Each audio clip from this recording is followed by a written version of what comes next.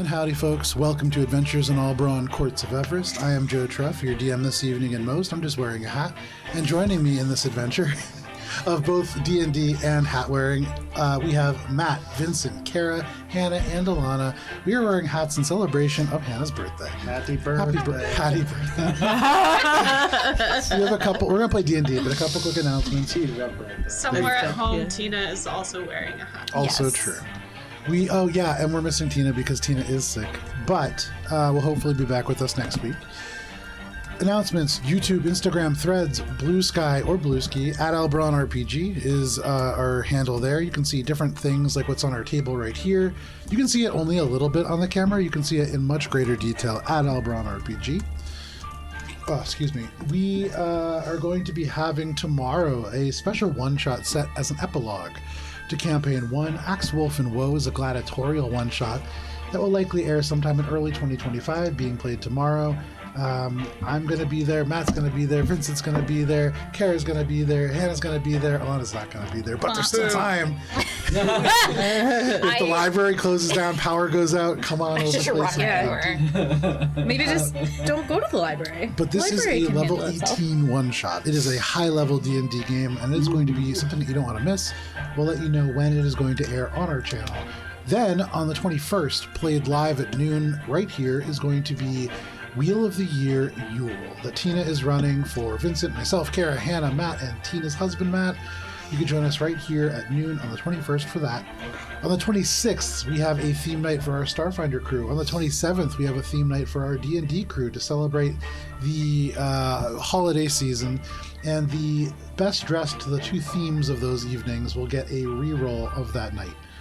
The 31st is going to have a video released on YouTube that is the State of Alberon. It is going to have a preview for many of the upcoming events for the next year because the introduction is getting very long. And with that, that is all the announcements that I have. It is time for this week's session of Courts of Everest.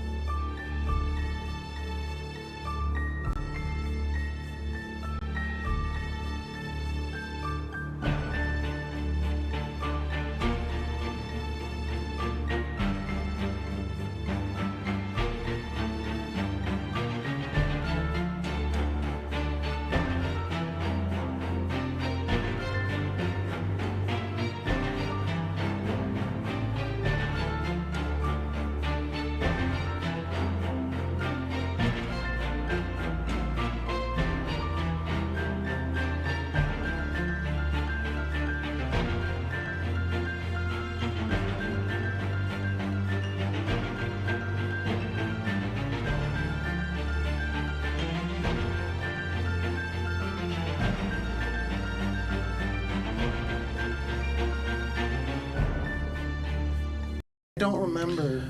Wandering Hearts. Me neither. Because you don't remember what happened last week, the last that we played.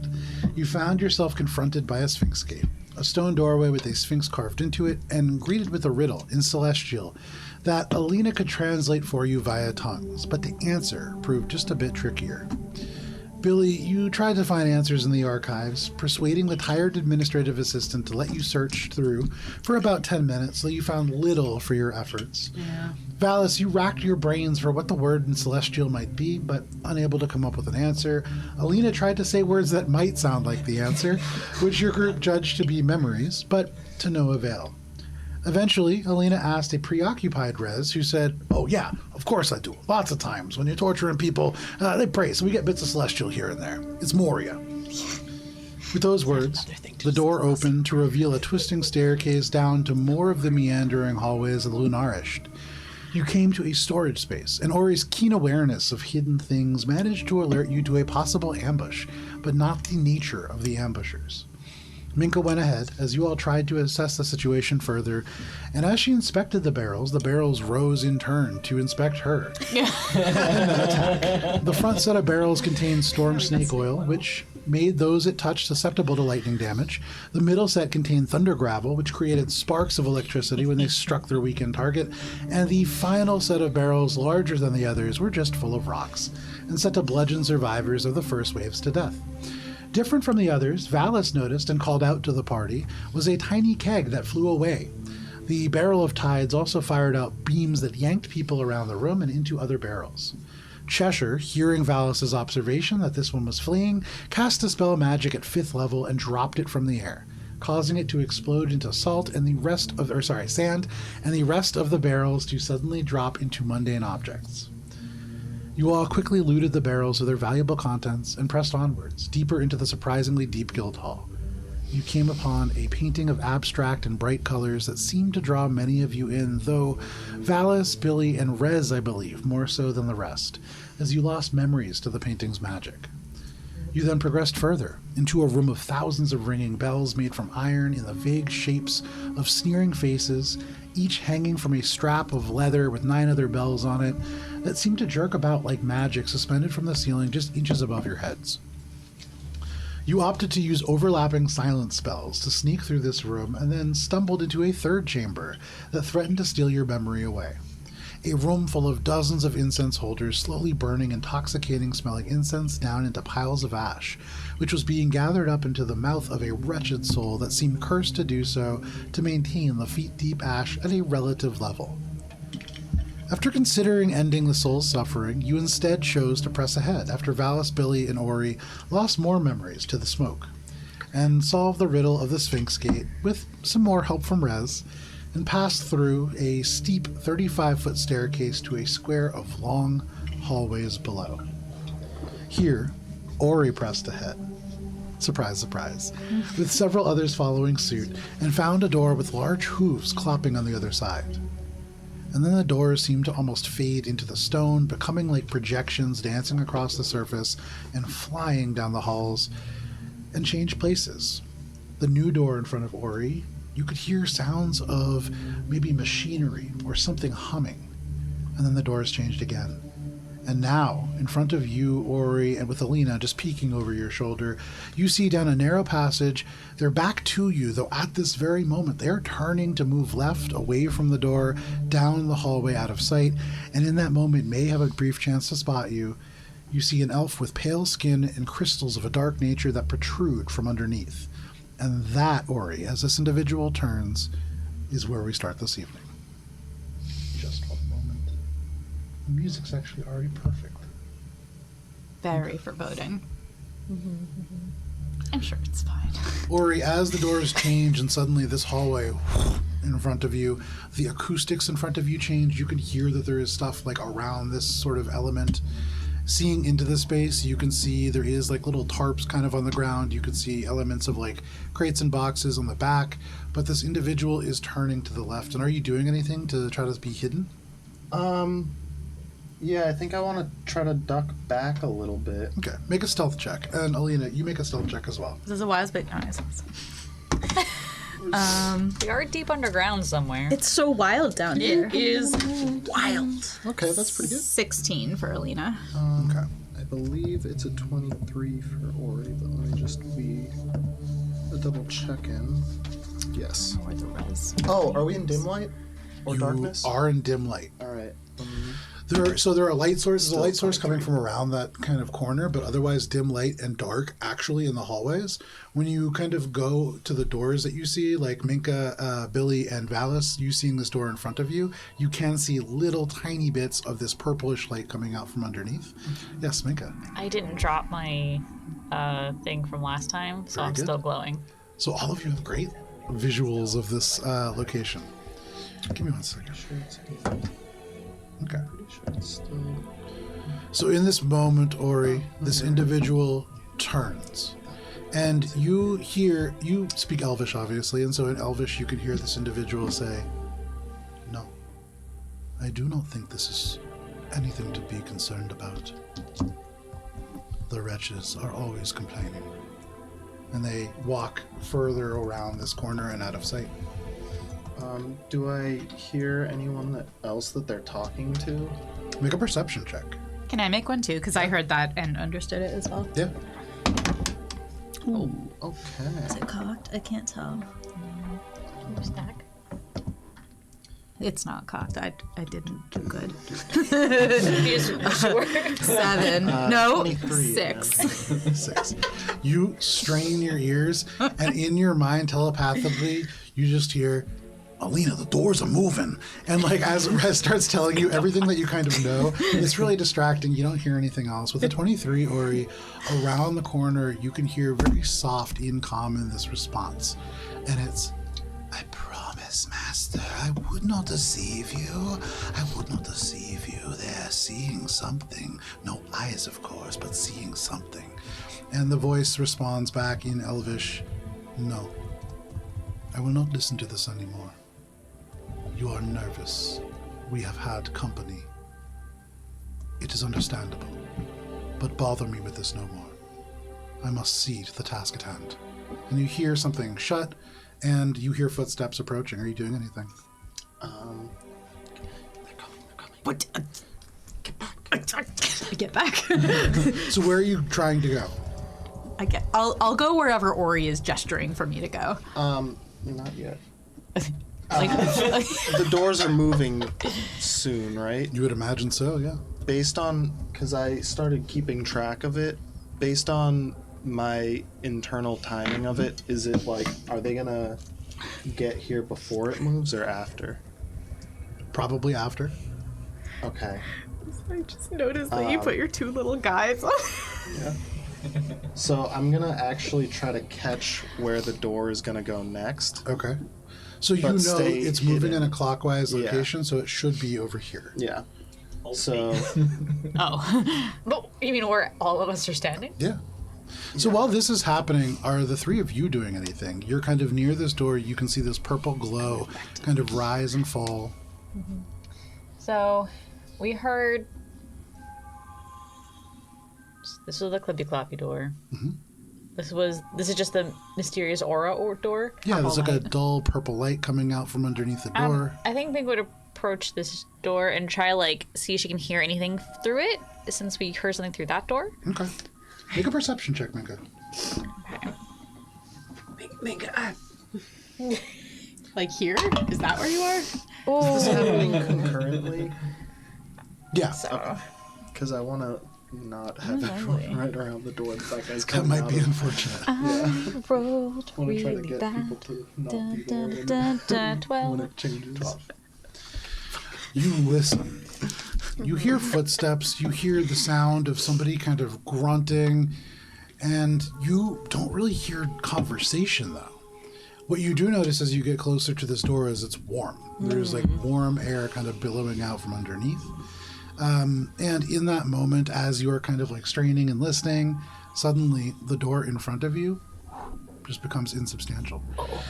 So I was thinking about this, and I think the way that this makes the most sense Just rotate the middle piece. is to correct. Yeah.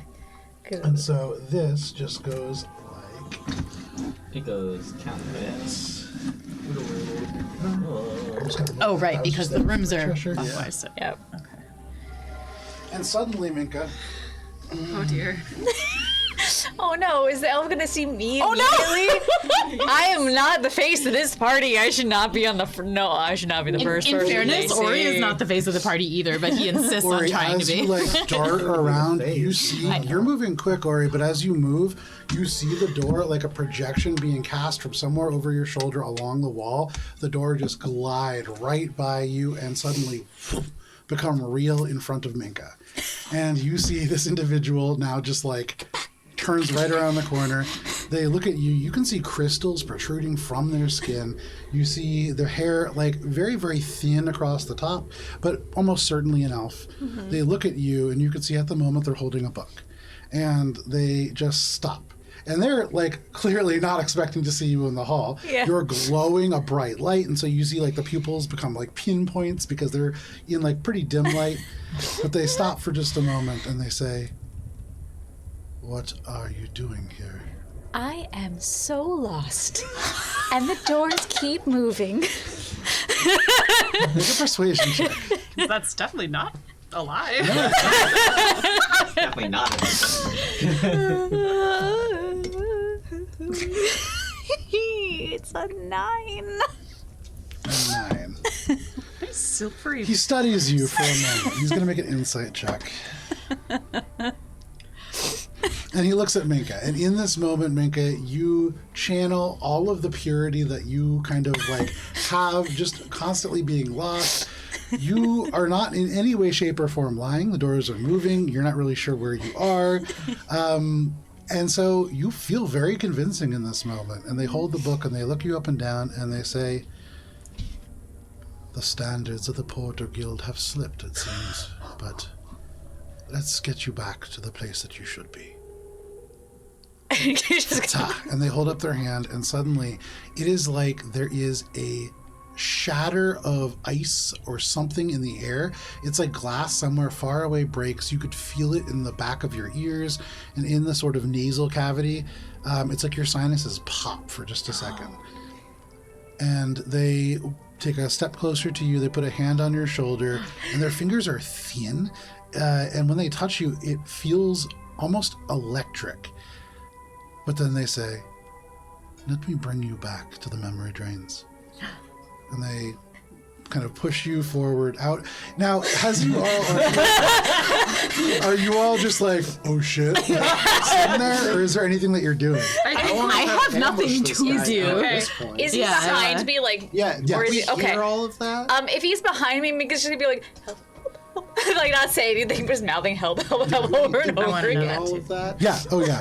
Then yeah. He was startled. I'm He was spinning up Eldritch Blast because I don't know what else to do. okay. So, Minka, you make your way out and oh yeah, sorry, Billy. I think when Billy hears this, Billy like ducks and does like the flatten up against the side of the wall, trying to be small. Make a stealth Like check. back here. Yeah, should we re-roll stealth? If you want to be stealthy, make a stealth check. I'll try. Since when has Billy been stealthy? Who needs stealth Still now? a 23. A 23. 21. 21. 6. 6. So the only person who actually wants to be stealthy caught right out in the open. Billy, you freeze. You're like, should I go to the right or the left? The doors are changing. I don't know which one's better. Then you hear a word and it feels magical to you, but that like kind of furthers your pause. And all of a sudden as Minka comes out, all that you can think is, I should already be hiding. But you can see the glow kind of emerging. Yes, Valis? I want to ready an action to like grab Minka and like I pull wanna- her away from this guy. Okay, I so you want ready to that as an ready action? an action to grab the guy and try to gag and bind him. Billy kind of like, and Billy doesn't have any more actions, does she? Does she have more? Can I do something? No. So Okay. as Minka is pushed out into the hall, Valis, you ready yourself to just grab Minka and get her to safety, or you grab you ready yourself to, I guess, attack. I'm gonna grab some. I have like all of my rope and Well, like, stuff, are you and here I've then? got. Yeah, I'm Where are like you? sneaking. I think I'm just in the corner. So getting you hold ready rope to- in your two hands. I'm trying to fucking. When you grab Minka, I'm gonna grab him and try to tie him up. Can I ask a So question that just Yeah. quick? he's got some Remind me, are components and, like, these gag and- Doors. 3 doors, they're closed, right? Correct. The only door there's only one place that doesn't have a door, and that is the office of this elf. Got it. As Minka, Keep any spells got you it are open pushed for out. cast, and any. A couple of things all at once. So first, Valis, make an athletics check at advantage. This is against a very weak grip of this individual, and they're at disadvantage. for this They're athletics gently check. guiding towards helpless Minka. Do you see this many? What kind of check was this? Athletics. Athletics. More than meets the eye. 18. You beat a 1, a natural 1. That would have been embarrassing. And you can slide Minka out behind you in the hall. At the same time, Ori, if you want, you can go ahead and make an athletics check. And this is just flat, but it is against them at disadvantage, as they are still kind of caught off guard by Valis. Athletics check? Correct. Wow, I rolled an 18 and a 19. Oh, 18 and a 19. Yeah. On the die? Or Yeah. like. Oh, yeah. Oh. Which is an 18 or a 19 because they have no modifier. Hey, you know, sometimes. Oh, damn, I rolled a 10. I did not Unfortunate. roll a good. So you reach around, and in this moment, you can see these eyes look up at you. And again, you can hear, both from the mouth and in your mind, you shouldn't be here either. And I need everybody to roll for initiative as this individual's contingency activates. Oh, He's got like a friend in there. Why? Why? Oh, girl, I'm so sorry. Where were you? Show up to class. Ooh, Damn. I might be dead, guys. Sorry. For initiative, Again? anybody natural 20? Yes. But like, Billy, natural 20? oh, good. Phenomenal. All right, Billy's coming in first. Anybody 25 to 20? Be sipping my beverage 20 to for a 15? bit. 15 to 10? 11. Good God, peeps. 11 for Mika. 14. Okay, Val is way up there. All right, 10 to 5. 8. Yeah, Finn. 8 for Alina and Rez. He's a lot faster now that he's forgot that he's a paladin. And 7 for Ori. Okay, The worst I could possibly roll. so the way that this works out, Billy is going to be starting us off after the contingency takes effect, followed by the Master of Fractures, followed by Valis, That's a name. followed by the Minotaurs, followed by Minka, then Alina, then Rez, then Ori, then the Stygian Incubus, and then at the very end, anybody else who has not gone will go. So, the contingency. Well, it might be the. Can all 5 of you make a wisdom saving throw, please? Is this against a being spell? charmed? It is. It's against a spell, not against being charmed. Whiz. Ooh. Ooh. You know what? This Everyone can't except possibly for be rolled Alina gets worse. +3. 12. 15. 11. 18. Okay. 12, 15, 11. This is going to make my 18. natural 20 Who useless. You rolled an 18. Who else rolled an 18 or above? Or you are the only person that saves against scatter. As this individual's contingency upon being grabbed. Wait, he didn't get grabbed. No, but somebody tried to grab him. Everybody but Ori, which is ironic, is scattered up to 125 feet. No, man. I don't want to be. I might be dead, guys. Oh, shit. Like dead? Alina. Wait, I'm in there now. Yeah.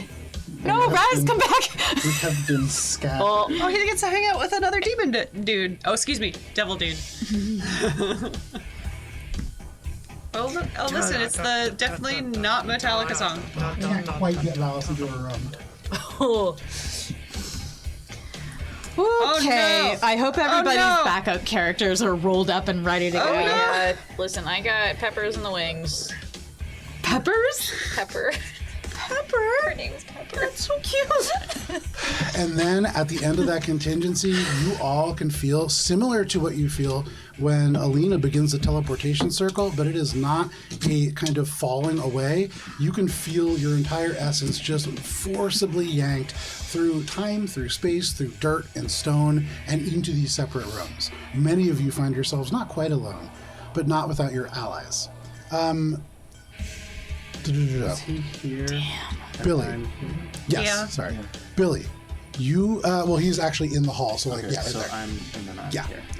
Billy, where you wind up at the end of this contingency is within this room. You can see, looking straight at you, a little bit surprised, is an incubus. This individual who is humanoid, but has these kind of hooved feet. You see wings behind them. You can see they're wearing this like armless vest of furs that seem to be made mostly out of animal pelts, but you do catch things that do look like humanoid hair hanging off of them.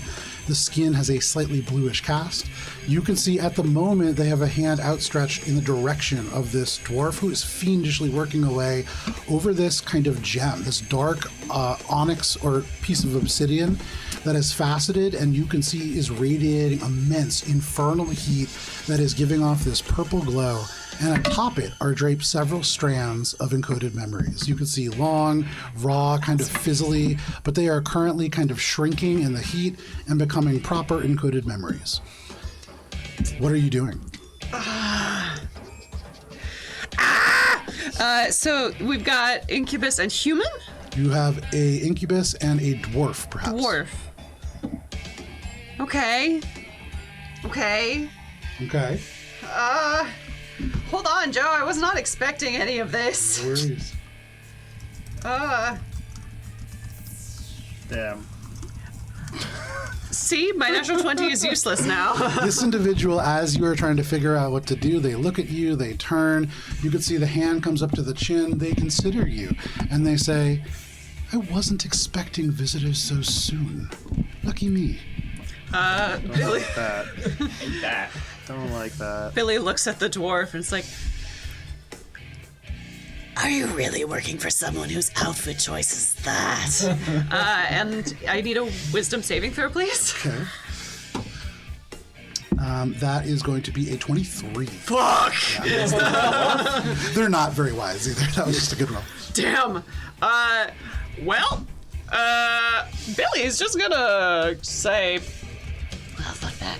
and hide behind a little pillar here. And yep, Okay. God damn it. You do that. You say that out loud. The incubus just sort of laughs at you as you move away, and they say, oh, this old thing.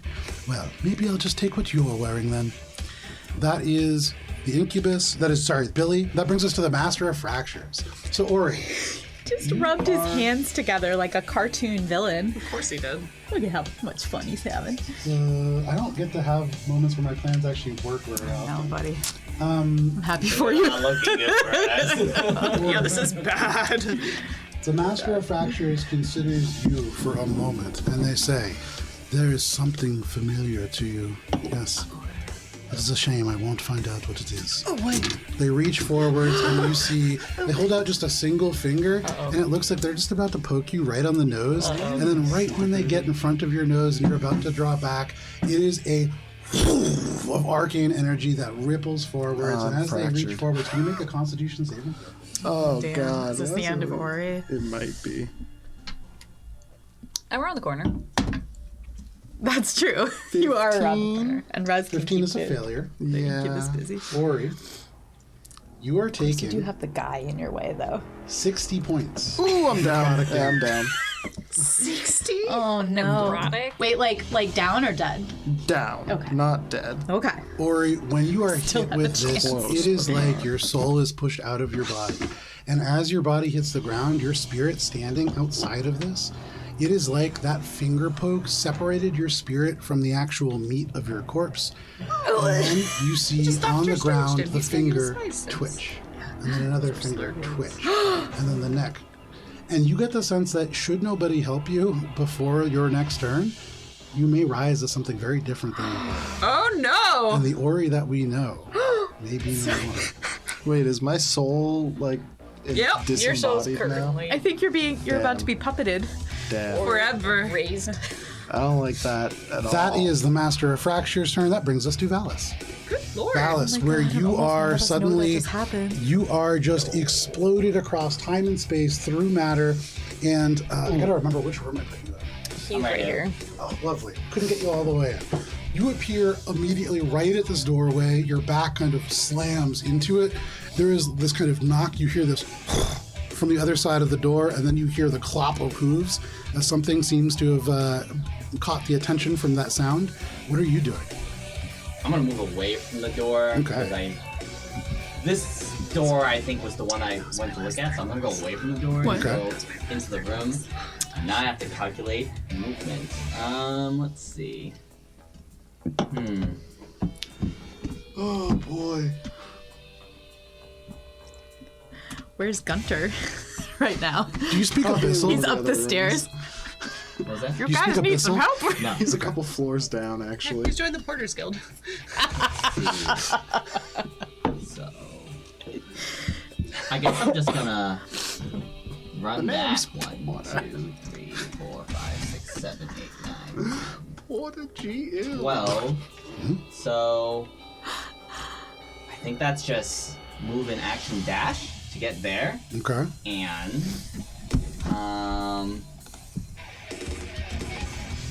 And then I think I'm just going to cast animate objects and have a bunch of the swords in my pack animate those. Okay. Alright. Absolutely. You reach behind you, you grab the collection of goblin swords and just throw it out into the air. As they cast, you crush the bead in your hand and they just stay suspended in the air and begin to move of their own accord. You have your animated objects. You can put them out. That is your turn, Valis. Yeah. Alrighty. That brings us to the Minotaurs. So there are some 12 of them. and one of them is going to make their way out, and as an action, make a perception check because nobody's there. Deuces. Go check the door. Must have been the wind. Mutters in abyssal and begins walking slowly off in that direction. And then Must have been that incubus. over here, Carl, Lena, keep it down. you find yourself in a room full of boxes and minotaurs. Hey guys. And very quickly, they close in around you. Mother. Alina, in this room, you feel the hairs on the back of your neck stand up. You can feel your teeth almost kind of chattering together, and you realize almost completely unbidden as these minotaurs close in and begin to wail on you. This is a very similar feeling to what you had in that room full of dream silk tapestries. And looking around at these boxes, there might be something similar with them. But The last thought, I think, before my skull gets caved in. might be. So, you see these minotaurs have this fiendish look in their eyes. They wield these great axes, which you can see seem to have some element of magic to them. They seem to have almost like an infernal kind of quality that coats the very blade themselves. And they are going to each swing at you once. All right, we'll start low. Does a 9 hit? No. Okay. Then a 16. Yeah, meets a pizza. All right, and then a 20 will absolutely hit. So the first one... A crit? No, not a natural 20. Okay. 30, 20. First one is going to be... 11... 15 points of slashing damage, plus 3 points of poison damage. The second one is going to be much worse. 23 points of slashing damage and 3 points of poison damage. They carve into you, swirling these axes towards you. You feel this frenzy rising up within them. You get the sense that they're all hitting you almost in a rage, but Alina, you get the sense that you can attack at advantage if it's a melee attack as well. So reckless of them. Very reckless. That is all of the Minotaur. That brings us to Minka. Alina, you're on deck. I gotta put my thinking cap on. Okay. All right. So, the first thing I'm gonna do is I'm going to. I see the door in front of me, right? Yeah. I'm just gonna bolt forward towards the door. I will say, so from where you are Yeah. now, where you have been scattered, you suddenly appear at the Yeah. corner of this room. Looking off to your right, you see, unlike Rez, a very emaciated, kind of skinny-looking imp. You can see they have kind of a weird crick to their back. They almost look like a Quasimodo sort of imp, but they just wave at you and go, hey. You see there is a book on the table, or actually, sorry, they pick the book up. There is a desk, there is like this tarp that is across the ground. You see a throne, you see like a bookcase. That is all that's kind of around there. There's a sculpture right to your left. Okay, so I'm gonna look over. So I see everything. I see Rez, and I go, "Hi," and I'm gonna like walk and rip the door open to see where I am on the hallway. Okay, there's no doorway, so you can just go straight out. You see that guy behind you. Oh, You probably I did see saw. him. You probably saw him do the nosy thing. Right? Yeah, almost certainly. You Oh, saw so I Peter saw at Ori death. go down. Literally right in front of you. Yeah. Okay, This is you. cool. This is I didn't- the situation. Yeah, I know that, but I can see it from here. Yeah, like, that's the only one I that don't doesn't have know. a touch, but maybe you see Ori's body. I see him on the lifelessly floor. jerking about. For sure. Okay, And a finger twitching. so I'm going to. Dude. Oh, sorry. So the first thing I will do then is, after I see what happened, I'm gonna just. I see Ori. Yes. Correct. Okay. I'm just gonna yell, "Ori, get up!" And I currently have Child's Form channeled because I believe that's what I had channeled at the end of last time Yes, because I it was is. doing healing. So I'm going to cast Healing Word at 4th level Phenomenal. At Ori. at Ori. Yeah, okay. Ori, this spirit that stands over the body, you can see yourself, you can feel the ethereal plane kind of becoming more tangible around you, and then you hear a single word. What is the word, Minka? Just Ori. And then it's going to be followed by get up. So Yes, I should. Any one of those three might be the healing word. You're not sure which, but you do hear them as you come back to consciousness. And Finger of Death will not take hold next turn. Okay. So Goodness for that.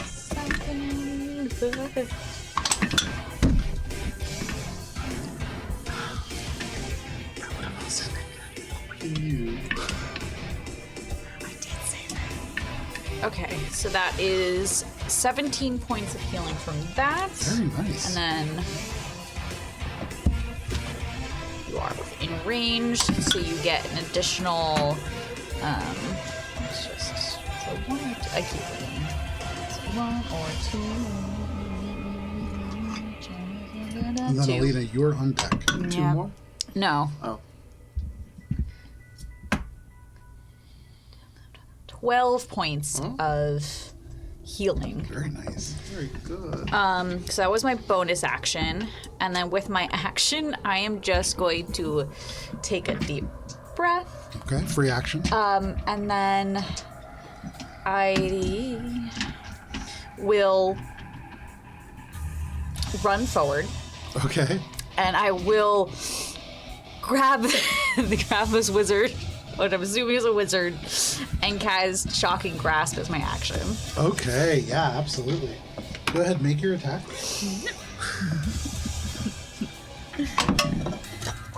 Does a 22 hit? Yes. However, as you are rushing forward, they turn, they see you coming, and they are going to say, not me, heal me, and look down at Ori. Can you make a wisdom saving throw, please? I sure can. Normally, this is a very good fuck. It is. Didn't he use his reaction in this round for the contingency plan? No. No. For how Contingency is the dopest spell. Damn. Oh, it's a spell. Oh, it's a spell. Oh, I thought you were literally. talking about like an actual no. Yeah, like- defense plan reaction. It is I'm so glad I wasn't the only It's one. under because- 18. Under 18. Under 18 is a failure. Yeah. I thought he was like, execute This plan individual alpha. has an instinctive That's the charm, verbal. and when they speak, the words have commanding presence to them, unlike anything that you've heard. And in spite of yourself, in spite of your adventures and all of the memories that you share, you can't help but attack Ori. Oh no! And so you do hit Ori. You can go ahead and roll damage. It is not a critical hit. Ori is healed and back up. Okay. Okay, so I am so sorry. I hope you are in some way resistant to lightning damage. No, that's me. Dang it. Well, at least I'm rolling kind of shit, so. That's a total of 10 shocking damage. There you go. So you feel It drops Minka like pulls 14 you back to seconds. life, Minka, get up and then and just take it. electrocutes you. Yeah, but if we're in the rooms, do we move with the rooms or not? I gotta go take back. Anything else, Minka? Oh. Okay. Minka, you electrocute your friend after bringing him back to life. It is kind of like the paddles. I misunderstood. Talon's like that in the Defibrillation. chat. Oh god. That is your turn, Minka. Shocking Ori and Rose. And one that brings us to Alina and Rez. Misty step! Misty step. What are you doing? Okay. Well, I know there's a door there, so I'm gonna Misty step just to the other side of this guy. Okay. I'm gonna open the door. It does get you out Okay. of range. You step through the door, opening it up. You can see the hallway in front of you. You could hear like explosions and things happening. You can rush out there. I do. And where are you going? You'll see Let's see. me. Yeah, I'm gonna run out and just look around So first. that's three You see squares. Yeah. Valis off to the left. You can hear a commotion happening over there. I'm gonna And then you run. hear like slow hooves clopping away from you on the other side. Okay. All right. So, man, first 1, 2, 3, 4, 5, 6. From here, can I see this guy and like the whole tableau here? You can just barely see him. He is benefiting from full cover while he's in that hallway. Okay.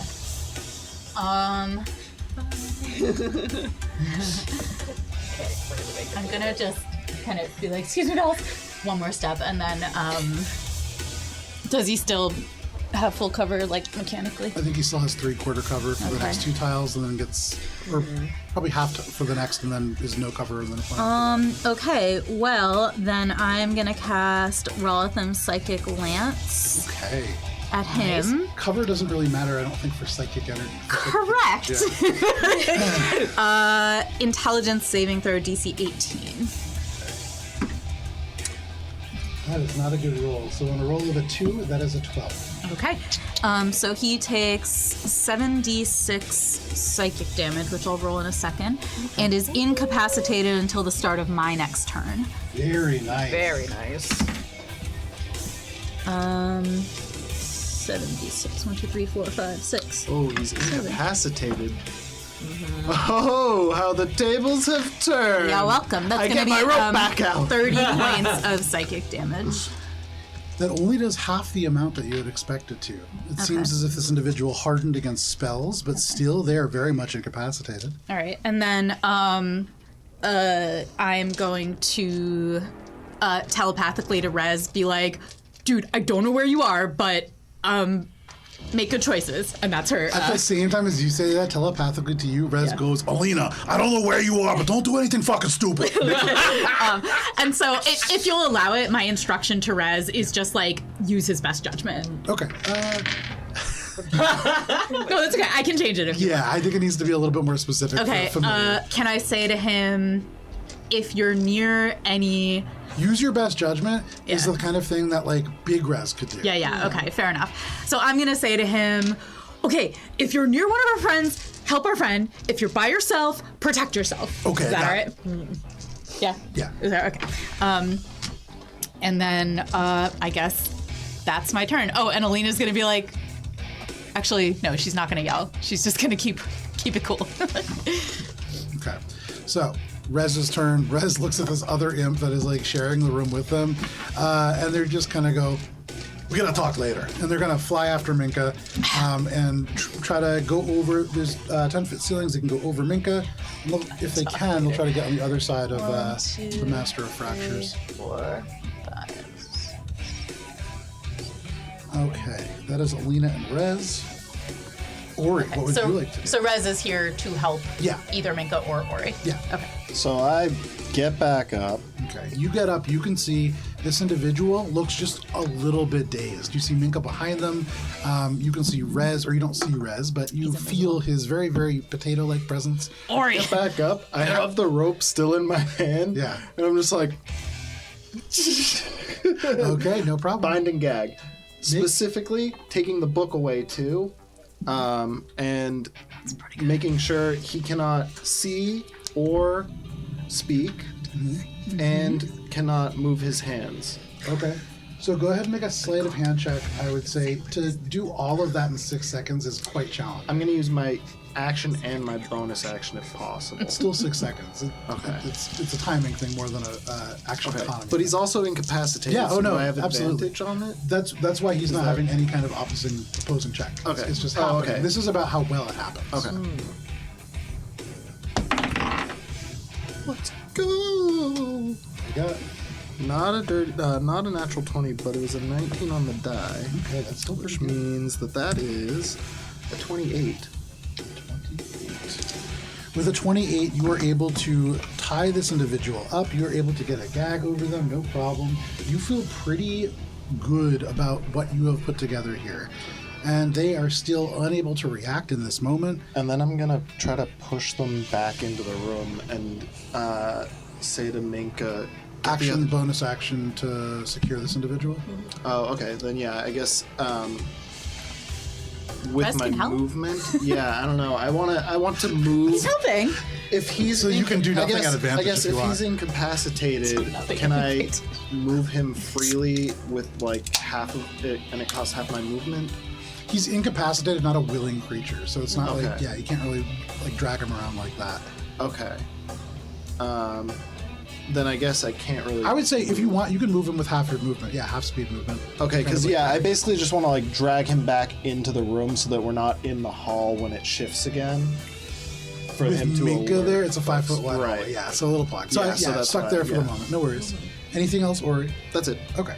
that brings us to the incubus. They see Billy kind of just hide and cower in the corner. They turn to the individual who is like laboring over this kind of device, and they are going to say, Cove done. Keep at it. We need these done by tonight. I'll take care of this one. And they're going to go towards you, Billy. They are going to close to within 10 feet of you. Excuse me.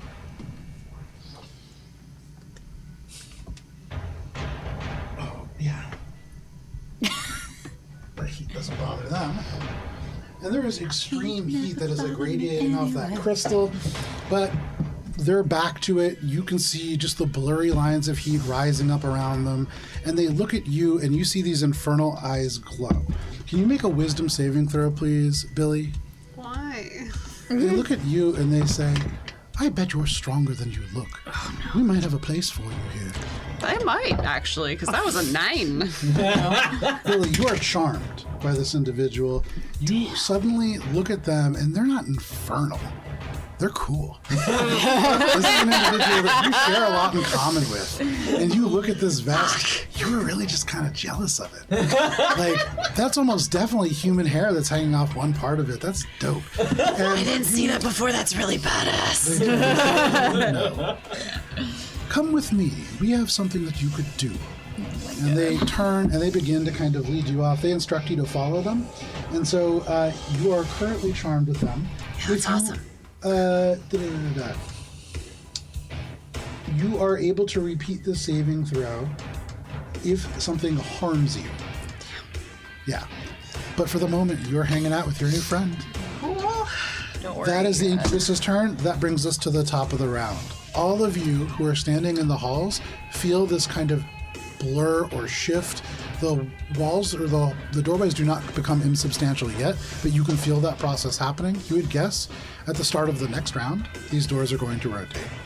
And probably every other round thereafter. That is the top of the round going to Billy. Billy, you and your best friend are just walking around here. You just following? Got some fashion advice. You know, I'm trying to look a little bit more stabby. They look at you and they say, well, I wouldn't worry too much about what you're wearing right now. They turn, they kind of like fly a little bit. They turn and gesture towards Cove Dawn and they say, generally, working in this room means that your garments will ignite over time and eventually your skin. But they don't seem to mind it. Isn't that right, Cove Dawn? And you see the dwarf turns and they smile at you. You see like blistering skin. You can see like the effects of like 3rd-degree burns across much of their face and left side. But they smile. And just like all the porters that you saw in that room, they are happy as could be doing this task. Sort of a melting vibe. They nod. You see like a piece of skin just off their face. But that is the Incubus's turn. That is Billy's turn. That brings us. So I guess Billy, knowing that what she is expected to do, I guess we'll just move closer to the thing. No problem. I have to be close to the thing. Birthday wheel. That is your turn, Billy. That brings us to the Master of Fractures. So the Master of Fractures incapacitated for this round. Nothing that they can do. That is the Master of Fractures. Are they also restrained now? They are restrained, yes. At the end of their turn, they're no longer incapacitated, correct? The beginning of Alina's turn. Beginning of my turn. Yeah. Awesome. Yeah. All right, that is the Master of Fractures. That brings us to Valis. Alright, so I just saw Alina come out of this room, right? Did Alina just look like she took a bunch of hits? Alina's I looked think I'm looking too good. like better before, yeah. Okay. Alright then. So I'm then looking like I'm feeling about 1/3 as good as I usually do. turn around the corner and it looks like Ori has the situation under control. Quotation marks. So I'm going to turn around, Yeah, Bleeding and burnt. totally. essentially flanked by my 10 floating swords. I'm going to take the dodge action and I'm going to command the swords to attack the next thing that comes out of this room. Okay, no problem. You command that. These swords just all around you. That is your turn, Valis. That brings us to the Minotaur's turn. It's gonna be Minka. Oh no! Oh my god! It's brilliant because this. Alina just ran out of there. Yeah. Or I guess they are Oh, there we coming go, out okay. before it moves. Oh, that's right. 30. Hey guys. It's gonna move and it was just gonna be like, oh, they kill Minka. And then they won't be able to get into But it would have been range, but this they'll way just anyway. scrub on. So, and no one has gone in there yet. What's up, guys? This Minotaur continues with 5, 10, 15, Is he? 25, 30. He's not running. He has a whole But he thing. doesn't hear, and okay, he's got his whole thing. He's got cotton in his little ears. He has a plan. Yeah. He's like, stop knocking on my door. And then you turn. Literally what he's this Minotaur. Ding-dong ditching! I have a feeling like there's a melty whole people like with the animate weird objects attached relationship Yeah, so between those everyone two who's are down attacking here. They're all Yeah. just like Yeah. renting out these spaces. It's like Chair fees down here are enormous! Don't make me get the building manager involved. Come on. Does a 13 Pick hit? up your packages. A 13 hit. A 13 does not hit, unfortunately. Okay. Does a 30 20 hit? A dirty 20 does hit. You gotta read the Alright. sweet number on it, man. So, from the first volley, 6 and then 13 damage from the first 5 swords. Okay. And did the other swords attack a different one? Up to you. I just have them attack the same one. Okay. So whichever one walked out first, it will just. Yeah, do so one. that one with the cloak on there, you just slice and dice this guy. Yeah. And then does a 17 hit? 17 is it meets it, beats it. Okay. So that's 3 hits from that one, and that will be 6, Oh, my hats just fell off. 8, 14, 24. 24 slashing, in addition to what I said earlier. Very nice. So, this Minotaur, as it steps out, you can see, looks at you, lowers the head, the horns point towards you, and there is this. You hear it clops as it like scratches to like get ready to charge, and as it lowers and begins to charge in, these swords just shing, shing, shing, shing, shing, and you can see as it reaches you, holding the axe up, it looks terrified. All of a sudden, it's like the tables have turned. It's really bloodied, but it is still up, and 2 of the Minotaurs will get attacks against you. I am dodging. The first one is going to be a 21. Damn it. With disadvantage? Oh, sorry, with disadvantage. Still a 21. Whoa. The second attack That hits. would have been a natural 20. With disadvantage is a 17. That misses. Okay. Valis. From the one that hits, you are able to deflect 1 with your shield, but the one that hits does deal 15 points of slashing damage, plus 2 points of poison damage. But that is all, as your swords are able to keep this kind of mob of Minotaurs at bay. That is all of the Minotaur's turn. That brings us to Minka. Yes. Minka, you see Ori tie this individual up in front of you. You feel Rez just over your head. I'm helping. What are you doing? So moving forward is going to be very challenging. It will be impossible in this stack, yeah. So I'm just going to move back into the room. Okay. So it's oh my god. yeah, it's it's a really tight hallway. It's a very tight hallway, yeah. And I'm gonna turn. Is the other imp still there? Yeah, you can see. Waves again. Corner office. Yeah. And I'm gonna be like, I don't really know how much I can do right now. So I'm just gonna be like, oh, so sorry, excuse me. And she's gonna just move further into the room to get out of the way. No, you're not supposed to be in here. I have heard. But right now there's like a jam in the hallway and I can't get out. Oh, okay. So I'm just gonna be right here for a moment, if that's all Just right. don't touch. Okay, I can do that. And then I'll turn and just look towards the doorway, Okay. not touching anything. No problem. Say what you will about Minka, she's a rule follower.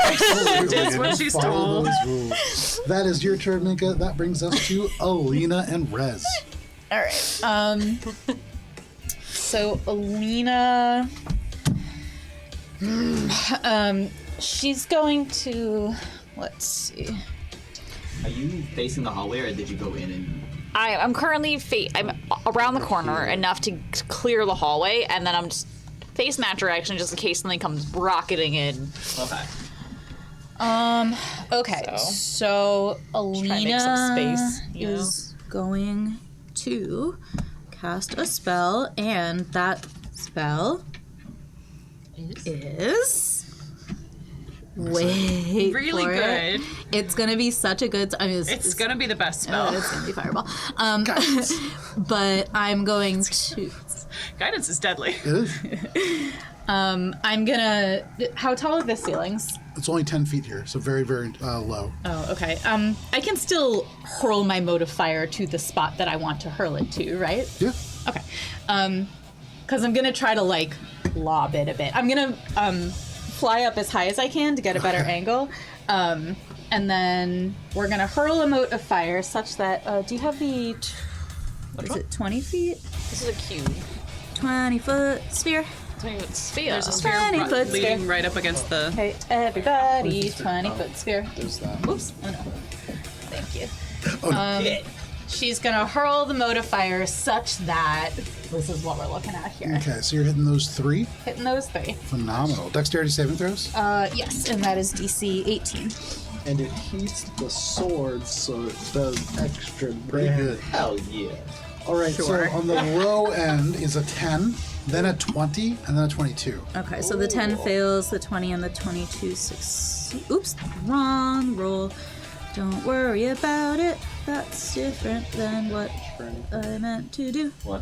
Are they at disadvantage for anything on this? For hitting me. That's a lot of Because of the defensive action. All right, so that's what it was. 41 points of fire damage to the one who failed, halved to 20. 20. Yeah. I wasn't sure if there's going to be more at the end of that. I like that character. So, Yeah. Valis, as you hit this individual with all these animated swords, they come to you and there's just skin hanging away from their bones, and then you see their face grows bright, and all the minotaurs grow bright as Alina has risen up behind you with this mote of fire and hurls it down, and it explodes. At first it looks like she misses, but it hits behind and just explodes, and you see the fire across all these minotaurs, and the one in front of you is just consumed. They're ignited. You can see it sticks into the armor, and they go down. They are dead. But the other 2 in the back still both up. Anything else? Yes. So can I see this all happening here, him pushing further in? Yeah. And I inherently know where Rez is, right? Even though I can't see Yeah, him. yeah. Okay. So I'm like, Wait, can you not see him? He's right there. he's invisible. Oh. So to Rez, telepathically, I'm like, I don't know what the heck is going on in there, but just keep helping Ori with whatever he's doing. I'm trying my best here, but it's kind of a hard task. I know, dude. Yeah, but you're doing awesome. Anything else? That's gonna be it. All right, Rez And then- helps you, Ori. Does Rez have anything to share with Alina about what he saw in that room? No, certainly not. Cool. That is Rez's turn. That brings us to Ori.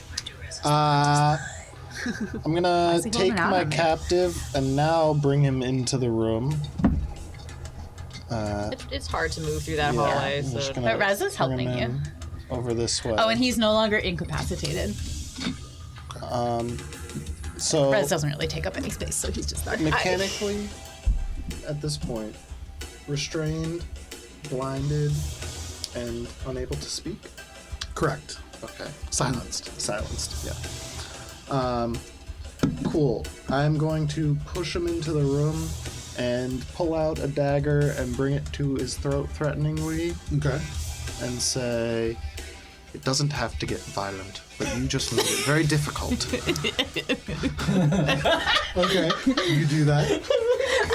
And I'm going to ready an action to, if he does anything, to like indicate that he's trying to use some sort of magic to escape, I'm going to slit his throat. Okay. No problem. Side Ori is so cool. You hold him in there. We'll see how that resolves. That is your turn. That brings us to the incubus. So they continue kind of floating along. Hey, man. As you stop there, they pull you kind of by the ear along this way. Not your ear. They tell you, "Oh, you're not quite ready for that yet. we have some more basic tasks for you. Okay. Training. Then he They opens the fly over. Jeff, what are you They doing? open the door, and this Minotaur is standing right there. You can see they were about to reach for the door, but the incubus looks up and they say, yes. The Minotaur, do you speak Abyssal? The Minotaur just goes, Krumfastatost. And the incubus goes, it wasn't me this time, I swear. We have something to do. We have a new worker. And they turn and they gesture at you, Billy. Yes. I still have tongues running, so did I hear that? Yeah. What do you say? I would say you hear like little grunts of this individual saying the fuck, and like, that's kind of it. Okay. But somebody is very unpleased around the corner, and they sound like a Minotaur. That is the incubus's turn, still unaware of this combat that's happening out there. That brings us to the top of the round and to you, Billy. Billy's just waiting on orders. Billy hears that she's been introduced as a new worker, just like leans over. Hey. You can see they look at you, and there is just a brief like they just tilt their head at you. They don't say anything, but they continue to kind of talk. And the incubus at this point just says, "Well, get out of the way. We can figure it out later. But I'm sure this place isn't haunted." No. And they like begin to move down the hall. But that is your turn, Billy. That brings us to the master of Only fraction. Cheshire was here. Right? Yes. She would know how to fuck with this Minotaur real good. In your mind, Ori, you can hear this person's voice, and they say, "It already has become violent, but what is it that you even want?" I thought he was gay. Innocent. He's mine. Oh, sorry. You said I was familiar. Who do I remind you of? All the people from the Magiocracy, from the Crimson Tower.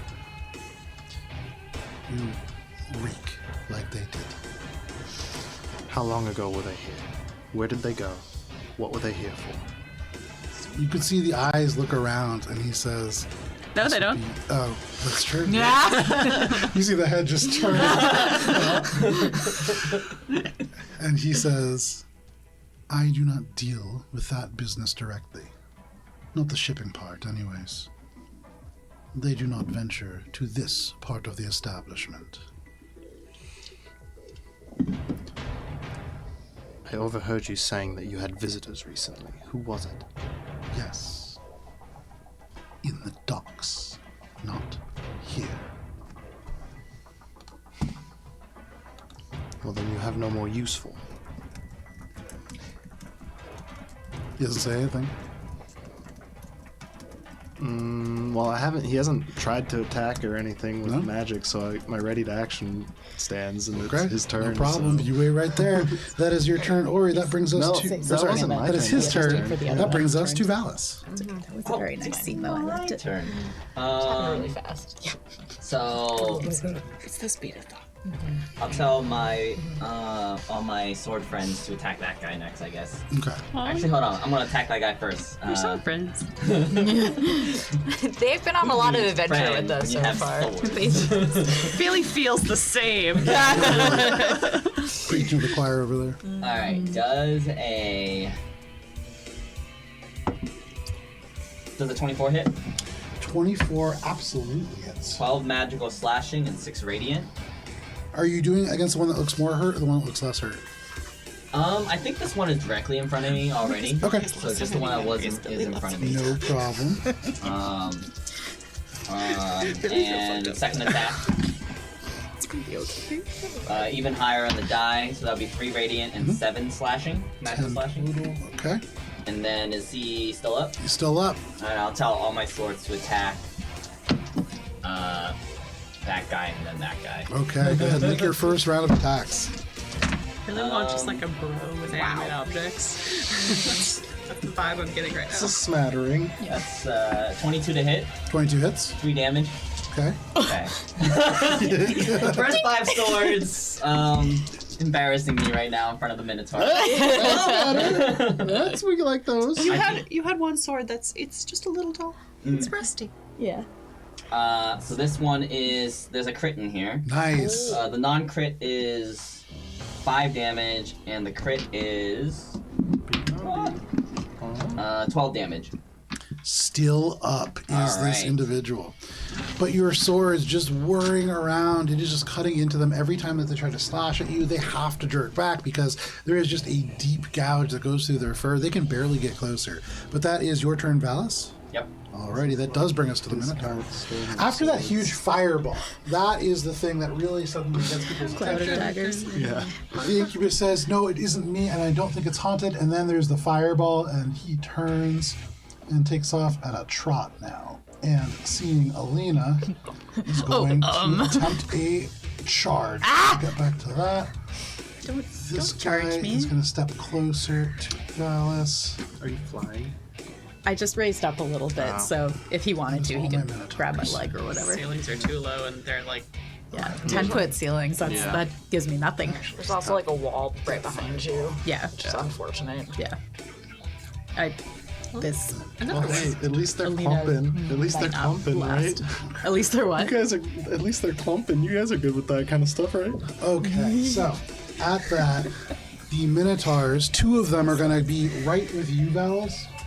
And you are going to be taking a total of 3 attacks, 2 from one, 1 from the other. The first one only gets a great axe attack. That is going to be a 10 to hit, which I believe is a miss. That is a miss. Second one first is going to attack with a great axe. That is a 20 to hit. Miss. And then as they swing over top, they come down with their head and attempt to gore you with these horns. But that is only a 13, and so that is a miss as well. Valis, you stay strong in this space. They cannot I hurt don't even you. move. The swords defend me for me.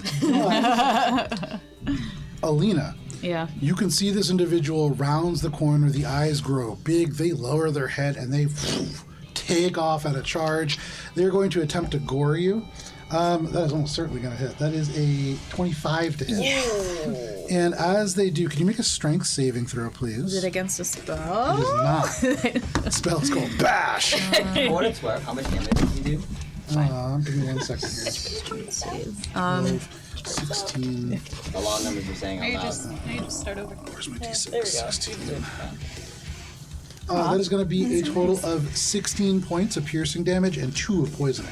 Alright, so I'm going to intercept that. So as he charges, I kick his head to just get him slightly off balance and just hit her arm and reduce that by 2. No problem. Very cool. So even as these individuals are attacking, you raise the shield. You can see as you do, this Minotaur just charging down at the last second. Alina, you're about to get like gored through the midsection, and Valis just Sparta kicks this creature right in the face. One of the horns just goes straight across your arm, but the other one like lodges into the floor with the force of the impact. So how much damage am I taking? How much did that reduce it by? 10. 10. A grand total of 2 points of damage, I believe. And then does the strength saving throw no longer matter? No, still matters. Okay, well I got a 7. You are flattened and knocked prone in the space. Billy? Mind just knocking me over. Not to put my friends in greater danger, but you did say that the rooms would rotate every round. And Every other round. every other round. And so okay. at the end of this round, they will rotate. They will rotate. Okay. Thank you, though. Oh yeah, not a lair action, it's a bear action. I thought about it as a layer action, but when I was doing the math for it, I got confused. And I was like, whoa. I need a little slower pace. So, I just saw the other Minotaur come out. That and is I'm like, those Minotaurs. That is that Minotaur. That is all of my Minotaurs. That brings us to Minka. Alina, you are on deck. Minka, you see this individual shoved into the room, almost like into your lap, and then Ori like When it presses them in, parents were, holds the dagger up to the throat. There's this intense moment, and then Ori, you look over, and Minka's just like right there. So She got a kitty cat paws on. yeah, I'm just like, I don't really know what's happening. I'm assuming it's still a little bit too cramped to kind of get around and out. This is a very cramped space. Yeah, so Mika's just gonna reach forward and cast a first level Cure Wounds on Ori. Just a little curious. So, Have you read the area? it is gonna be a grand total of plus chalice. Encounters the vehicle. He just puts his hand on his back of his head. 23 points of healing. 23. Yeah, it's First level healing spell. it's first level on top with also the chalice. chalice, yeah. So I'm just pumping everything I have. I forgot about this D4 and 2 that also gets rolled. So added 3 more to that. Wow. So I am very good at healing. Yeah. And after that, Minko's just gonna like look at the imp and be like, how are you? He looks at you and just goes, well, my feet are nailed to the table. So, Oh! gestures down. You can see his feet are, in fact, just nailed to this table. And we will resolve that probably next turn. That But is I will use my bonus action to reach one hand in one of my pockets and cast magic stone on some stones in my pocket. What stones? Specifically the thunder stones that are in my pocket. You imbue them with magic, and already, as you do, your pocket begins to overspill with these little sparks as they begin to kind of like move and rub together. There are just that are like crackling out of your pockets. But that is your turn, Minka. Alrighty, that brings us to Alina and Rez, and then Ori is on deck. All right, Alina stands up. She's gonna just kick one down right It's one of now. those puzzles where you activate a statue, all the other statues light up. Alina is going to do something, and that thing is to cool. Got any like touch? I don't got any touchy touch now. So Alina's going to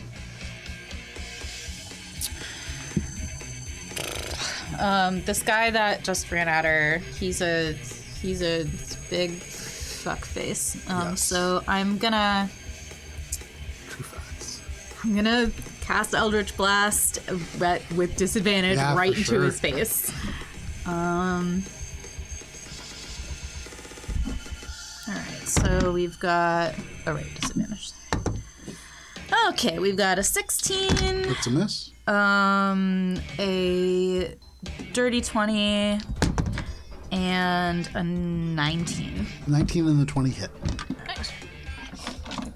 Remember Point the grace blank period when we range thought this was going to be a social encounter? It's kind of a social encounter. I'm having a great time. I mean, for you too, but Like, I'm making friends. Yeah, I was talking about yours. 22 points of force damage and You got a 4 job. I'm fire. about to get all my memories it's a straight. full amount.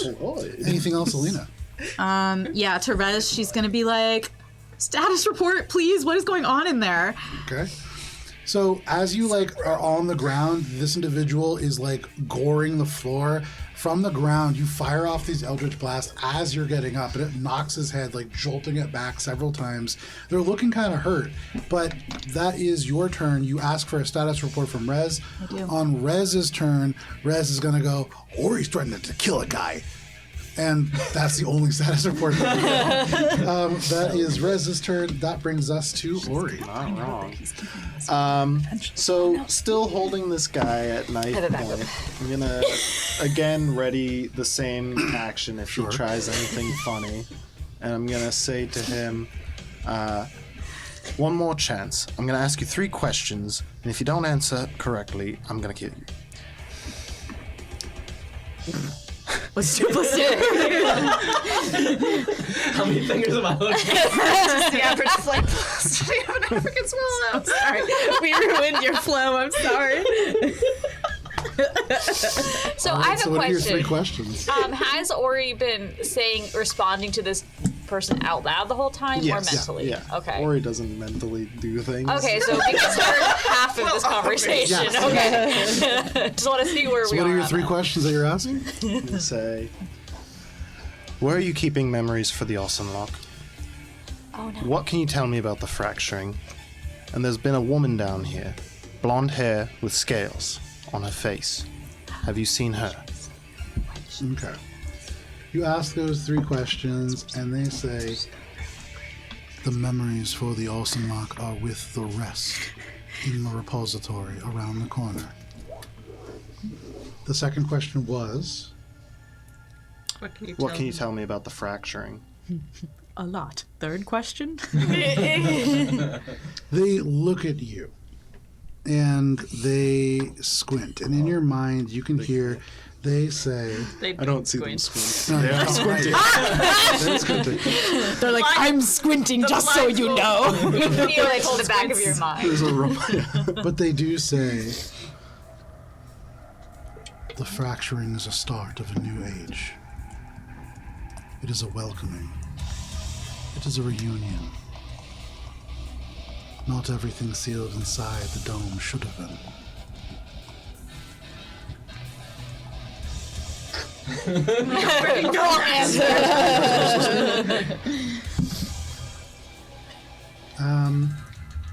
You speak of Elissaray. Where is she? North. Norther. Anything else on your turn, Ori? I think that's... Oh, I'm gonna... So, ready to action to kill him if he tries anything funny. Bonus action, I'm gonna quick toss the book that I took from him over to Minka. Sure. And say, Minka, hold on to this. You quick toss a book over.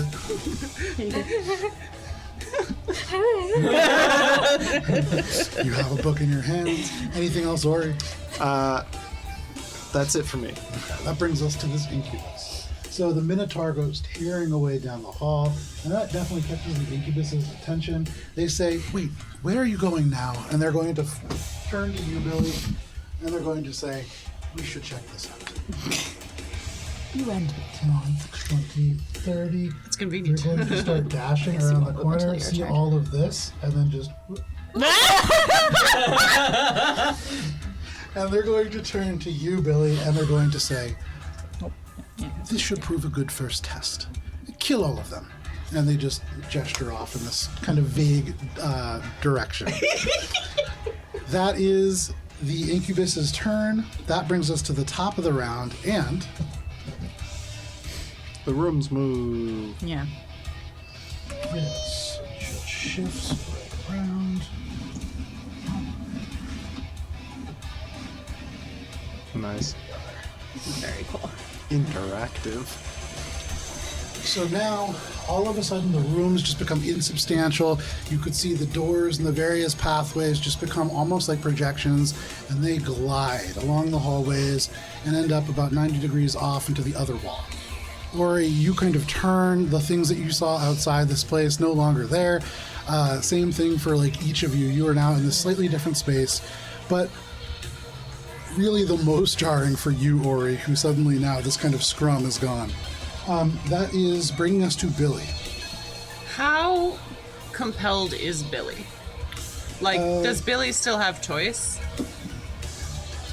Because if You it's get to pick which one of Obeys the us you fiend's kill. verbal or telepathic commands if they suffer any harm. So yeah, you obey the command. obeys, it's a fiend thing. Cool. It's not charm person. Cool. No, well, no, I no, guess. no. Yep. What does he say specifically? Kill them all. He says them all. He very not specific.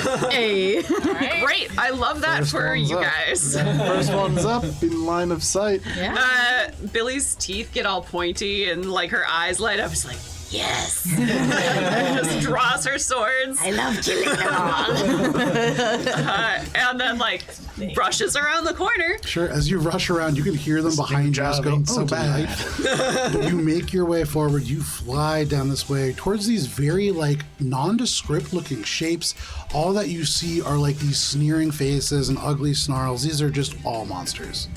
Great. Not Hunter's Mark. That's the other one. Hexblade's Curse, the first one I see. Okay. Because So that's what I would Minotaur. do. Absolutely. And I have to read rules real quick on how this thing works. You are not. So I'm not gonna get all the way up there. I'm like maybe 5 feet back. What's your movement? 30. It's 30, but Oh. I am saying I'm maybe 5 feet back. It's just like, I've been wanting to try this. And then melee attack against any creature you can see within 15 feet in front of you as if they were in range. Yep. That guy. Yep. And that is a 28 to hit.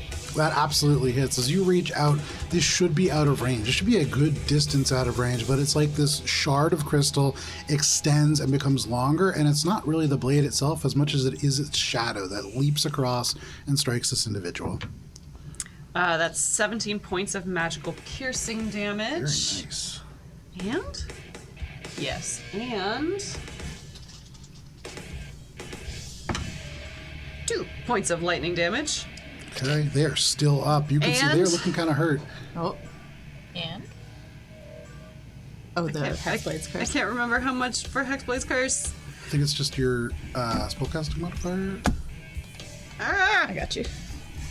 there's more damage coming at some point.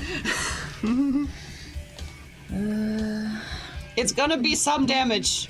An amount of An damage. amount of that is damage will happen. greater than 0, And there will be a but reaction. likely to it, I bet. less than 20. Damage rolls against equal to your proficiency bonus. Proficiency So bonus. 4 points of damage. Very nice. Every little bit counts. And Billy teleports Nice. and appears right behind Valis in the mix of those Minotaurs. Phenomenal.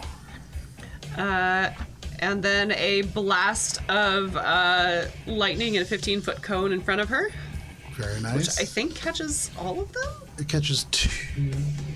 Billy would try to angle it to catch as many things as she can. Oh yeah, you can get Allison. Well, hell yeah. Get all of them if you really wanted.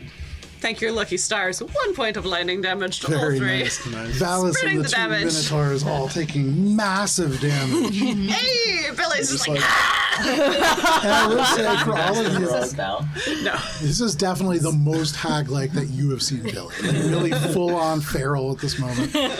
But that is your turn, Billy. Yep. That brings us to the Master of Fractures.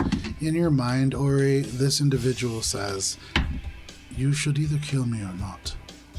But you won't find what you're looking for here, I do not think. They're just Ori. That is all that they can do on their turn. That brings us to Valis. Does Billy look any more crazed than usual? Yeah. 1000%. You can see like sharp teeth, the nose, the chin, the ears, all more pointed. It feels as if there are shadows, like unearthly shadows underneath Billy's eyes. It isn't just tired, it is wicked looking. Okay. Do I have any sense that it's like... I'm trying to figure out if I would think if it's just like, I don't know, just Billy just locking in, or if it's like... It's more extreme than anything that you've ever seen, but not by much. So it Okay, really that's is. what I was- Yeah, it's kind of tough. Alright, so I guess I'll just continue attacking these No, what? There's a lot of Minotaurs. I'm gonna take the dodge action. Okay. And have my sword still continue to attack that guy. Okay. Yeah, that guy. Go for it. They're hurt. They've taken lots of sword damage. And 1 lightning damage. Swamage. Ooh, does a dirty 20 hit? Dirty 20 hits. Alright, that's 5 hits on that guy. Jesus. Damn. And there are those swords. They heard you were disappointed in Yeah. them. Yeah, They right. rallied. I'll do better, Valis. Come on, men. 27 damage. Valis, as these swords just slice and dice this individual, you can see they like punch for you, and then the wrist is just lopped off cleanly. They reach back, there's like the spurt of blood, they reach forwards again, the elbow just cut off cleanly, and they just fall forwards, and like the Black Knight and Monty Python, just separated into different limbs. They hit the ground very dead. There's only 5 of the swords. Yeah. So I told the swords to attack that guy and then that guy. Go for it. That guy down once Yep. they attack the other guy. Alright. Wow. Those are terrible. My first roll is like all above 10. Yeah. This one is all below 10. Those So those are all 5 below, my friend. these swords no. names are Intern. The first set, all your brand new swords, they're sharp, they're ready to go. The other one's like 90-degree aim. They haven't been sharpened in their Just lifetime. like trying to hit with the blunt. Yeah, Yeah, exactly. right. Is this what I'm supposed to do, boss? Turn, Valis? I've lost 2 crowns. Okay, that brings us to the Minotaurs. Beating the pommel against Billy the wall. watches this other like monster like destroy a monster in front of her that she did not get to destroy, and she just no. glares at you. Here we go again. Classic Billy. Oh no. Oh dear. Oh. Well, all no. this is too in character for Billy for us to know if something is wrong. So you take the dodge action. I know, that's the great thing about this. You take the dodge action, and it's good because as you like steady yourself, you turn and you see rounding the corner at a full charge this Minotaur. Oh. They fly down this hallway, horns lowered, and this is a disadvantage, correct? Yes. A replacement. That's good because it would have been a 24. Instead, this is going to be a 10. Hey, And so Dodging. flies straight by you and just slams into the wall. You take your cloak and just push out of the way. That is one of them. However, there are still there's one more that will get 2 attacks against you, Valis. First one, nope, that's not going to be a hit because that is going to be a 7. Second one, even worse somehow. Nice. So, Nice. Valis, Like those you take the dodge action and you are moving like water around these individuals. The blade just straight through, right across your face. You can see your reflection in this axe, but you are fine. The other one that is around the corner will hit you, Alina, twice. Yeah. Put him up. The first one is only going to be a 9 to hit. Nope. The second will be a 22. Okay. The 22 Oh boy, here we go. will deal 15 points of slashing damage plus 6 of poison. I'd like to intercept that. So another armored foot comes out of nowhere and reduces that damage by 12. Very nice. So a total, I think, of 7 points of damage. Yeah, 7. Still up? Now I am, yeah. Just Hell barely yeah. keeping you up with these reactions. But that is all the Minotaurs. And that brings us to Minka. Valis is having a time with these fucking corners. Like, all right. So can I still not get around this corner? Am I still like stuck here? Or he's just keeping you trapped in here. Damn it! So at this point, Minka's just gonna be like, she's now holding a book. Now that she knows that the imp is like nailed to the table, she wants to see if she can help him be unnailed to the Oh, too table. pure for this world. Okay. Well, she's had really good experiences with Rez so far, so she has no real reason to assume that this also wouldn't be really good experiences. Yeah. And Rez is still around, having been instructed to help his allies. Yeah, Yeah. oh, So, absolutely. Like, Rez can help I have you. a question. Yes. For my understanding of freedom of movement, Yeah. would this count as a non-magical physical restraint? Yes, it would. Awesome. So Minka's gonna turn to this and be like, "Oh, you poor soul. Here, we also have a friend that is similar to. Let me help." And Right she's here, gonna, Minka. I've just been invisible. And she's gonna reach forward and cast freedom of movement on this imp. Okay. You cast freedom of movement on this imp. You touch them, and at the exact moment that you do, it is like their body just pops up from the nail. You see the nails like through the flesh, and it's kind of like disgusting. But they look down and they go, "Oh, thanks." They like look around. They don't. I mean, they're not like urgent to act in any way, shape, or form. They'll move on. Initiative order 0. So I'm still here. And that was my action. I would like to, can I like bonus action look around the room more to see like what, well, I can't really help with the interrogation that's happening in front of me, but can I like get a better sense of what's actually in here? It's action for a perception Yeah, check. so I'm guessing no. No, unfortunately. Can I like back up a little bit more just to give, actually no, I don't want to be outside of touching range just in case anything starts to go really south here. So Minka's just gonna be like, so what's your name? Okay. They look at you and they just go, Spittlecirk. But most people just call me Spittle. Spittle. Spittle. Nice to meet you. I'm Minka. Hey, you said you had a friend here. Where is he? Can't see you. I think he's in here. Ice? Is he Rez, are invisible? you in here? He is, yeah. Okay. Yeah, I'm right next to you. Rez doesn't say anything. Damn, what is wrong with him? That is your turn, Mika. Alrighty, that brings us to Alina and Rez. Spittlecirk. Love it. Okay. So Alina is okay. Can Alina tell that Billy is charmed? Given that they are besties and Alina has been always on the lookout for signs of hagginess, just as a, Oh, I would say, like, Billy looks extra haggy. Yeah. You haven't seen anything that would make Billy more haggy here. Okay. You haven't seen the incubus yet, and so, like, you don't necessarily know that they're charmed. I would say, like, Billy seems on edge. Like it's weird, but not. Billy, Okay. like, not that much weirder than Billy normally is. So Alina doesn't have a reason to like headbutt her. No. Damn it. Okay. I would say actively Of no. course you do. But Well, always, yeah, but yeah. Okay, well, this is horrible. We throwing shade. Get ready, man. Be throwing shade. All right, Alina is going to cast. Goose. Yeah. Poop is not a spell. No, I know, but she's doing it anyway. It's a ritual casting. Ooh, 10 minutes, man. It's a rough one. All right, another Eldritch Blast to the face for the guy in front of me. Okay, make your attack rolls a disadvantage. Yep. Okay, we've got a dirty 20, Hits. a 21, and I missed out on a crit. 24. All of those hit though. Yeah. Look at you go. Even at Plus 10 to disadvantage. Eldritch Blast. I know, mean, yeah. All right, we've got 14, 18,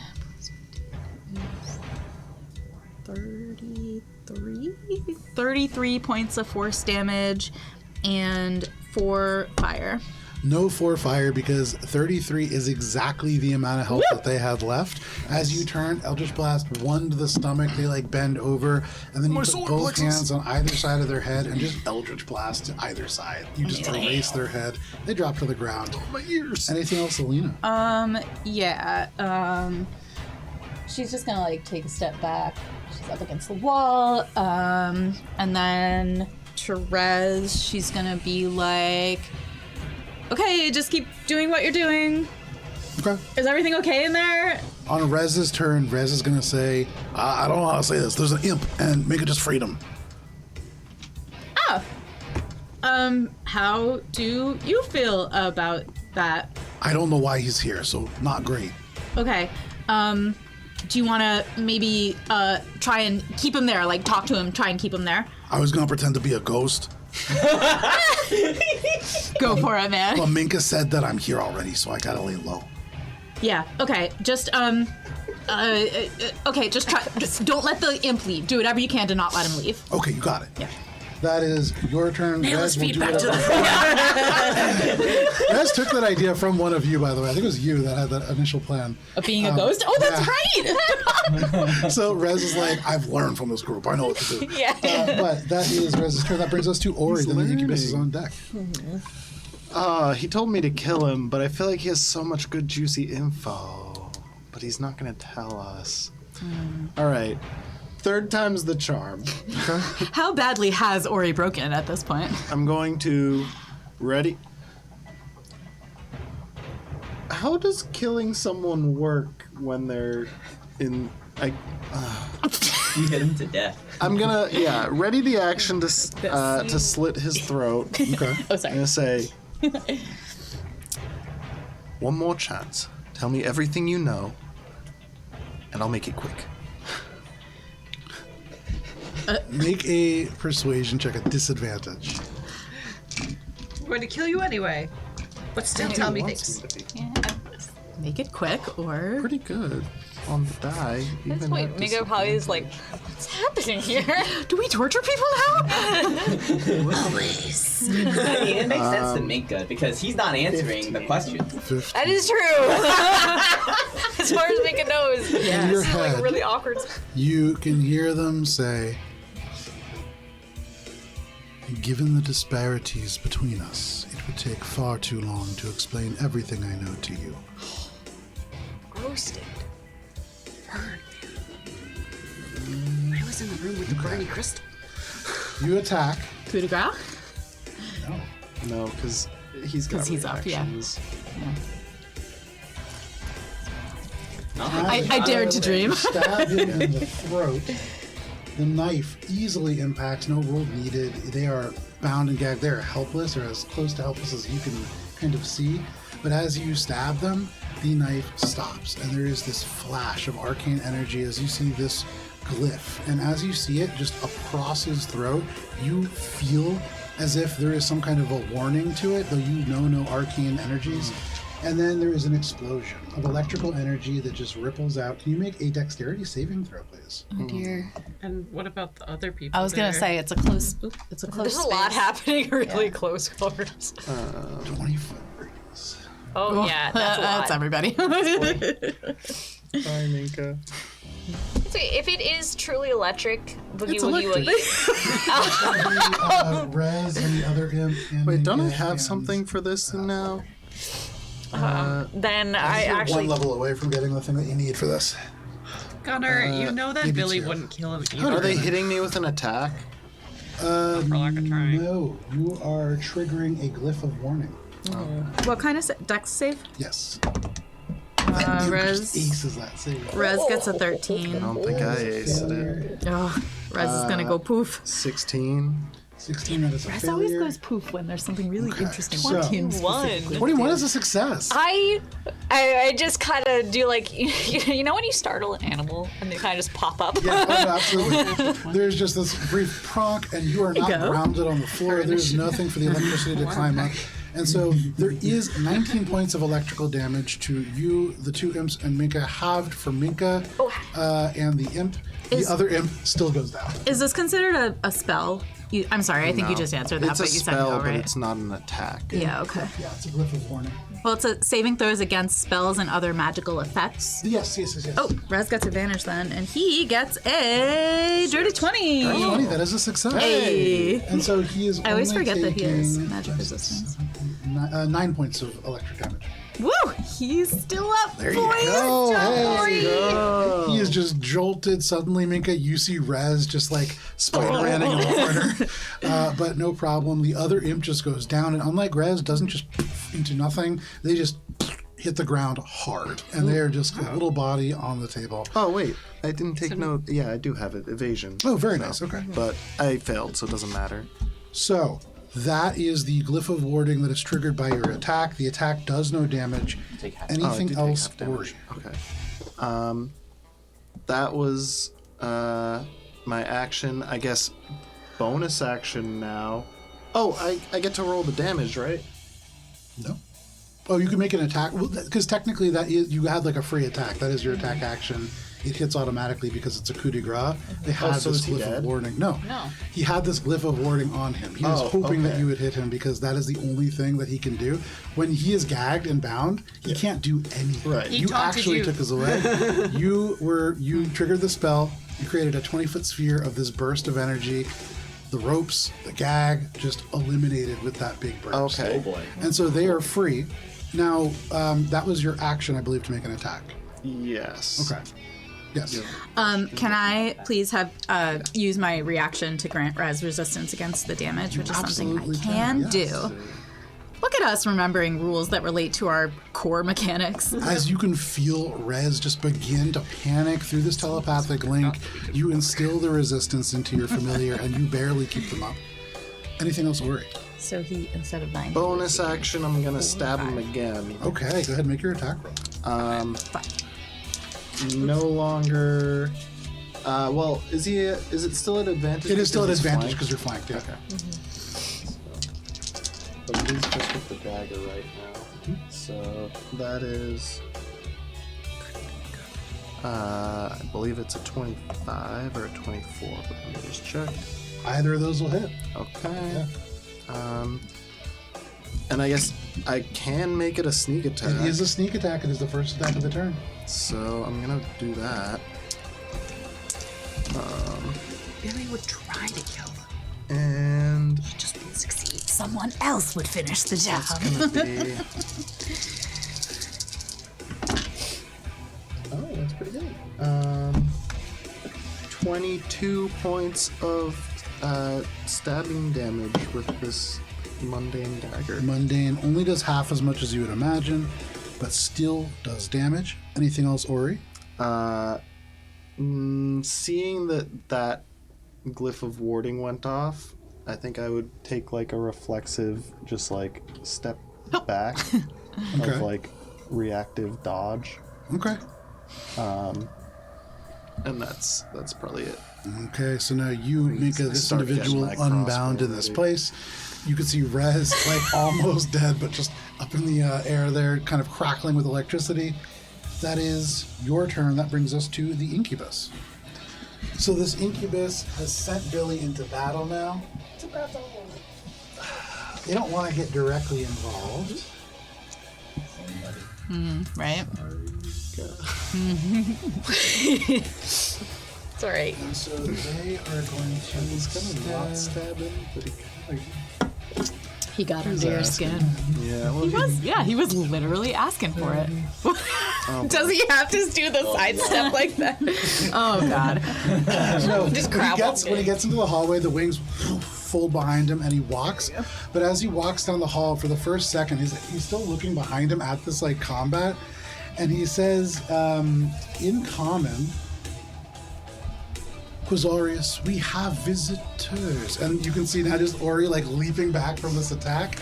Ori, right behind you, you hear this voice. Suddenly, like both of you bump into him. He's behind you. You're surprised. He's surprised. And then he smiles. And he looks at you, and he is going to reach one claw back and just slash across your chest. Oh jeez. Ori, that is going to be a 23 to hit. Uncanny dodge. Uncanny dodge. Okay. You only take 5 points of slashing damage. Okay. Plus 5 points of cold damage. Okay, so 5 total. As they slash across and they say, "You've met them already, it seems." They like get ready again to attack, but that is all that they can do on their turn. That brings us to Spittle. Spittle's down. That brings us to Billy. Billy, what are you doing? Billy, when the Minotaur went down, regained hit points from the Hexblade's curse, and she's back up to full. Yep.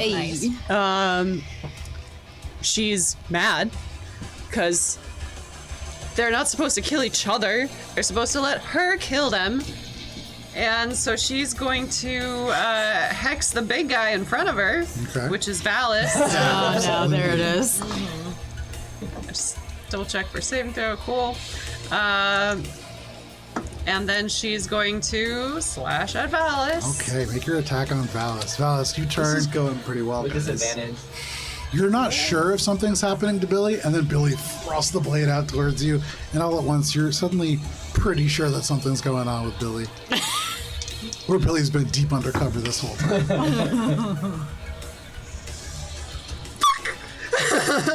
Oh God. Oh, thank goodness. That's I the didn't want verbal that. component. Does it disadvantage for both of them? For everything. Yeah, he dodge did action. I rolled a natural 20 both times. Nice. Oh wow, dodge action saving you there. So the the first king of the one, dodge the action. first one was only a 14 to hit. The second one is a 23. 23 will hit. Nice. I mean, not cool, but also But cool. Finally, Billy's gonna get her kill and Yeah, it's I know. Revenge and Serves kill. you right. so that's 17 points of magical piercing, Okay. 4 points of lightning. I just have to remember how much that's Hexblade's I was sitting curse. here like, where's my Valis health pool? Oh right, I don't keep track of that one. You don't keep track of that one. And then 1 point of necrotic damage. And you have disadvantage on... Dodging? No. Oh, ability checks. Yeah. Let's do strength. That makes sense. These are big, scary creatures. It helps to weaken the strength. That is your turn, Billy. What's the And total damage? 17 plus 4... 17 plus 5 is 20... 2. 22.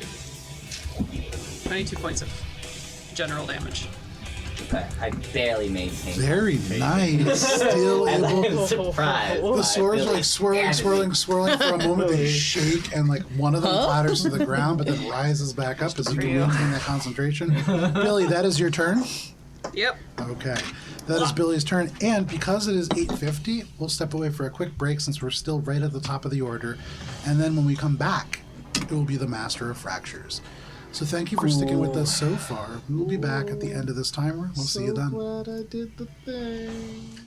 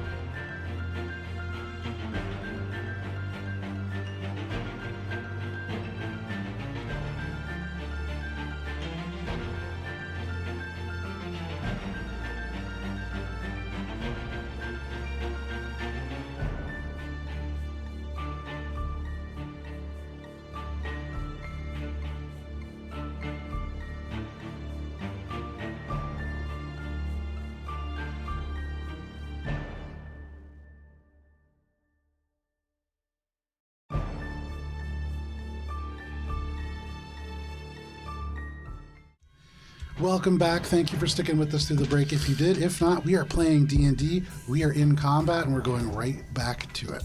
We're definitely winning. We're not winning. We're going to jump right back in with the Master of Fractures. We do have a wheel in the back pocket. Alina. Yes. Birthday wheel. Birthday wheel for Alina. So the Master of Fractures. The people's wheel. The people's wheel. Oh man. All right. Fracture guy. So you have set them free. They can see this individual is here. They'll turn. They have to stay in place because Minka's right there. And they're going to look at you now that you've kind of freed them.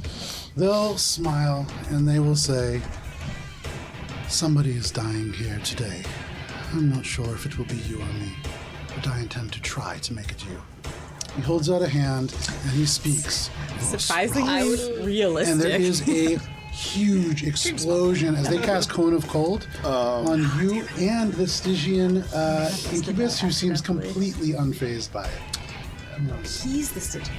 Oh boy. Okay, Ori, give me a Constitution saving throw, please. Man, it's con. It is. That's why I chose it. Damn, I'm dead. 14, I'm dead. Anything about that. I'm frozen. With a 14, you take 29 points of ice damage. I'm just barely up. And that's good too, because as this ice crawls across you, this blast of icy energy, it ripples over you, it hardens around your legs, your arms, your torso. You feel as if you are about to be frozen into a statue, but you break the ice, you barely stay conscious, and you imagine if you died, you would have been frozen solid as a statue until you thawed. But you are okay, just barely up. The Stygian devil who is behind you just brushes the ice off their shoulders, completely unharmed by this. And that is the Master of Fractures. That brings us to Valis. Hate that.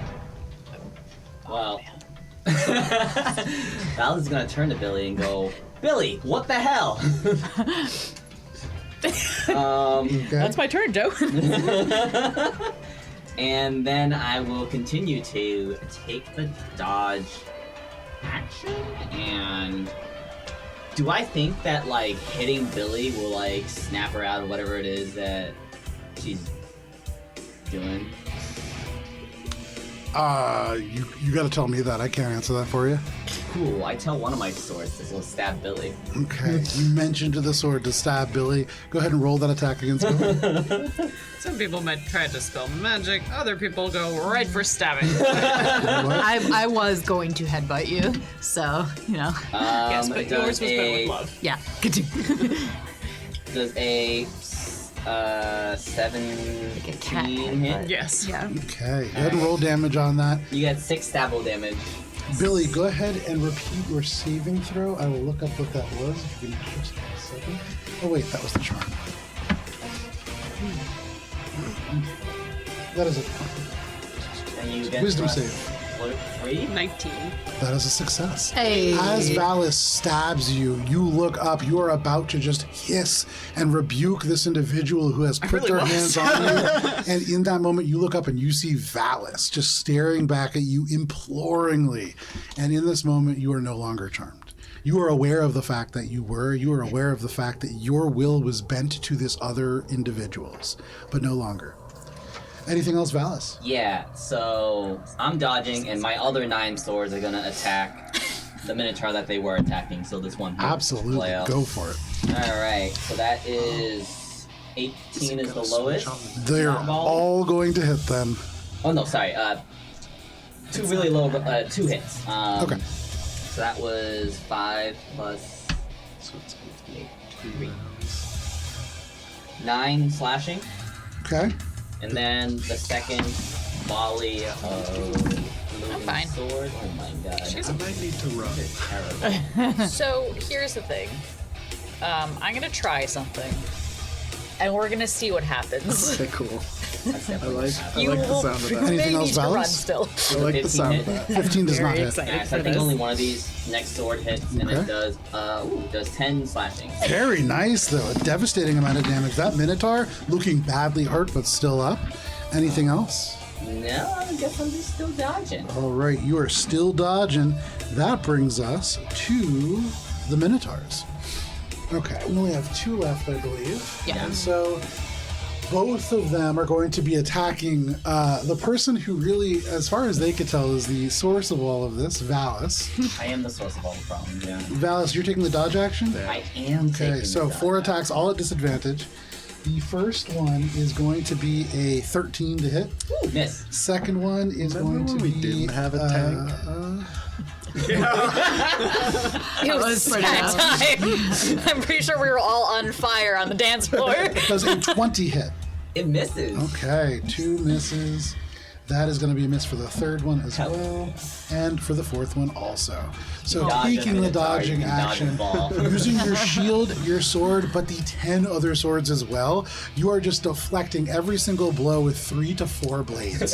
There is no way. They swing this huge great axe, and normally you can't stop a great axe with the sword, but you can stop one with 5. So they just and slowly slows, and then all of them at once just scrape it off. There are sparks, but you are fine.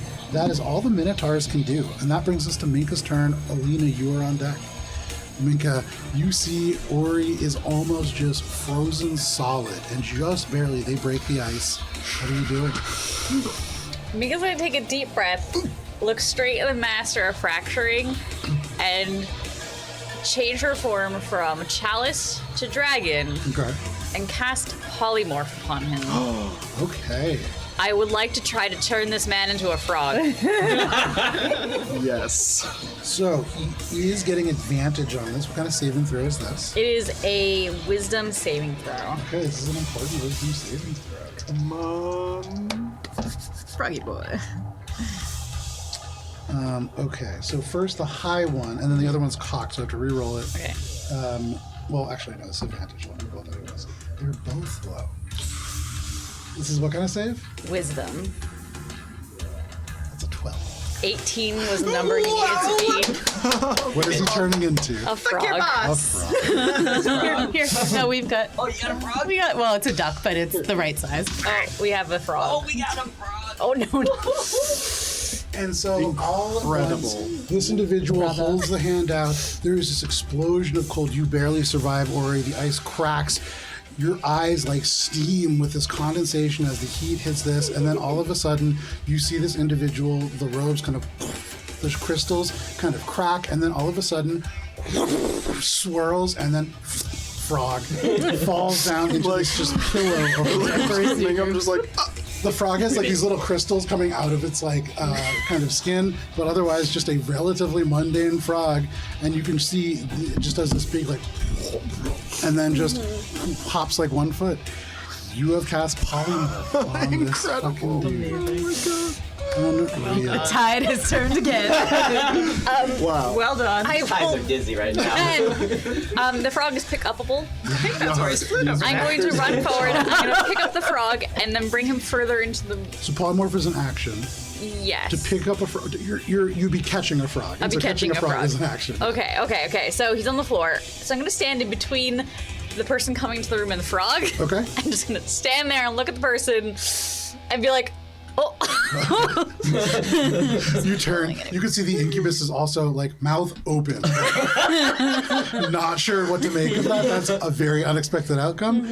This has been a very strange day for him. But that is your turn, Minka. Yep. Okay, you make the Master of Fractures into a frog. Alina, what would you like Master to of do? Frogers. Does Billy appear to be free from whatever made her stab Valis? Yes, I would say you can see all of a sudden the kind of like radiating. She doesn't stab Valis immediately in the face, and that in and of itself probably means something. Probably her. Okay. All right. Judge players. Okay. The one in that this is front off. The one in front of Valis looks badly hurt. The one in front of Billy just looks a little hurt. All right, we'll do them one at a time. One on the one in front of Valis. Okay. That's a natural 1. That is a miss. And Valis, can you make a dexterity saving throw, please? Oh, with dexterity. Well, Yeah. I get to do that with advantage because Yes, I'm you dodging. do. Oh my god, that's terrible. 8. 8. I wanted to give you the option because he had the dodge action, but can you go ahead and roll damage for one of those against Valis? I'm fighting the whole hallway. No one here is my friend. Okay, 14 points of force damage. I'm so sorry. I only have my sword. 14 points of force damage from Alina. Can you make a concentration Your check, friends please? outnumber us. Alright, so it's a Oh my spell, gosh. so my At advantage. I think Ori Alright.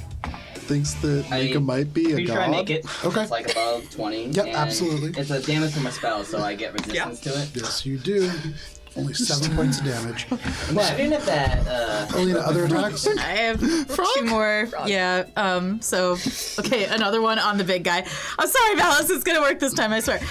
27. 27 hits. All right. That's And true enough, the second one does not hit you in the face. This one goes over your shoulder, just clearing. 11 points of force damage 11 points of force damage. and 4 fire.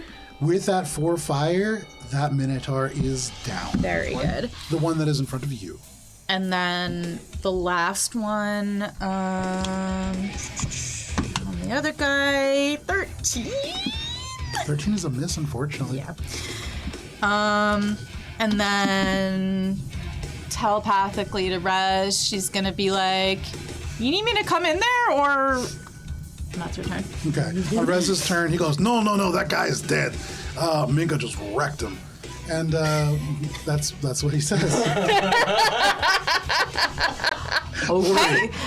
What would you like to do? Rez the best sportscaster. The least reliable narrator I have ever When I met. relate things as Rez, what I do is I think of what he like a rational person would relay, and then I go a step back. Yeah. Okay. Are you right up against me? I can't really see. Do I have Yeah. Appear to be in do I base have space to contact. move? You can technically move around me Okay. because you can move through the space of a You just can't enter it. Okay. I can stand in between you and the man. Well, I think it's just yeah. I'm gonna because I can't pass through with disengage, right? So I have Correct. to, yeah. So yeah, we're stuck in this room I think I together, have to Ori. you cannot leave her alone. Like, keep me up a little longer. And I'm gonna bonus action, steady aim, Okay. and fire a crossbow shot. Go at for it. Make your attack the, roll. Stygian Incubus. Yeah, and it's just flat Yep. because disadvantage for the Yep. right? All right. So mad that Rez hasn't seen the Stygian Incubus yet. Bet he has opinions, you know. I guess it depends on how much Rez remembers. That's a about it. 22 to hit. We don't know what memories. 22 is a hit. No fucking clue what is wrong with him. And I'm gonna make it. He's not wielding any weapons, right? He is not, just claws. All right. So then I think I'm gonna make it a goading attack. So using a die, he has to make a Wisdom saving throw. DC is a 17. Rolled a 17 on the dice, so certainly going to make that. Okay. So he's gonna take. Oh, it's not sneak attack damage though. It's just regular attack. So he's gonna take the extra die for the thing. So, and I will use the fire as well. So that's gonna be 6 piercing. Magical piercing? Because I'm waiting. Yeah, so it's 6 plus a little bit more because the bonus.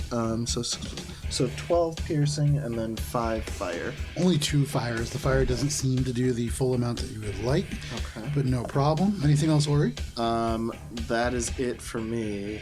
Okay, that brings us to the Incubus. So he looks at you. You slash at him, and or you fire this crossbow at him. It kind of goes across the arm and grazes, and he goes, "Ow, that hurt." No. Sorry. He's going to look at you and he's going to say, "Don't shoot me. Shoot her." And points. And can you make a wisdom saving throw, please? Against being charmed? Yes. We elfin now, boys. All right. I think he's pretty okay. You hear that, Hondo? He's gonna be okay. 17? 17 is a success. And so you are not charmed by this individual. You can feel there is infernal magic that works through the words, but you shrug it off. You are not going to shoot Minka. They seem disappointed He just by this. saved my goddamn life for like the 30th time. That is their action. That is all that they can do. That brings us to the top of the round. You can all feel the hallways growing a little bit insubstantial. It is not changing yet, but on the top of the next round it will. Billy, you are back into as rational a mind as you ever have. What would you like to do? Billy really thinks about leaving the hex up. He drops it.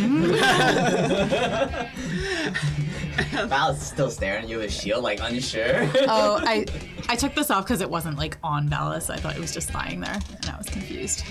And Classic. Classic Hannah. then she's going to like just brandish her sword at him and then slice at the Minotaur. Yeah, go for it. Make your attack roll. So the first one is going to be a 28 to hit, 28 hits. and another 28 to hit. That also hits. Nice. So that's... the first one is 15 points magical piercing, and 5 points lightning. The second one is 17 points magical piercing and 1 point lightning. Billy, you absolutely spear them through the heart with that second attack. It goes through the armor, through the fur, and the muscle, and the gristle, and then out the back. And there is just this of lightning as you do. They are dead.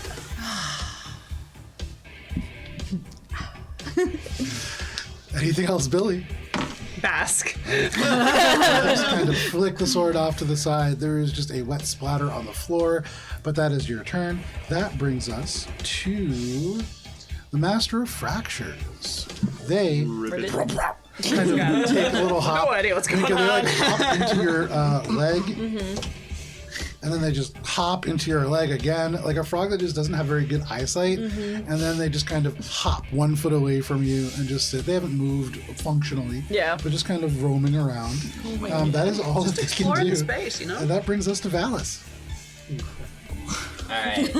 Squints at Billy and then thumbs up.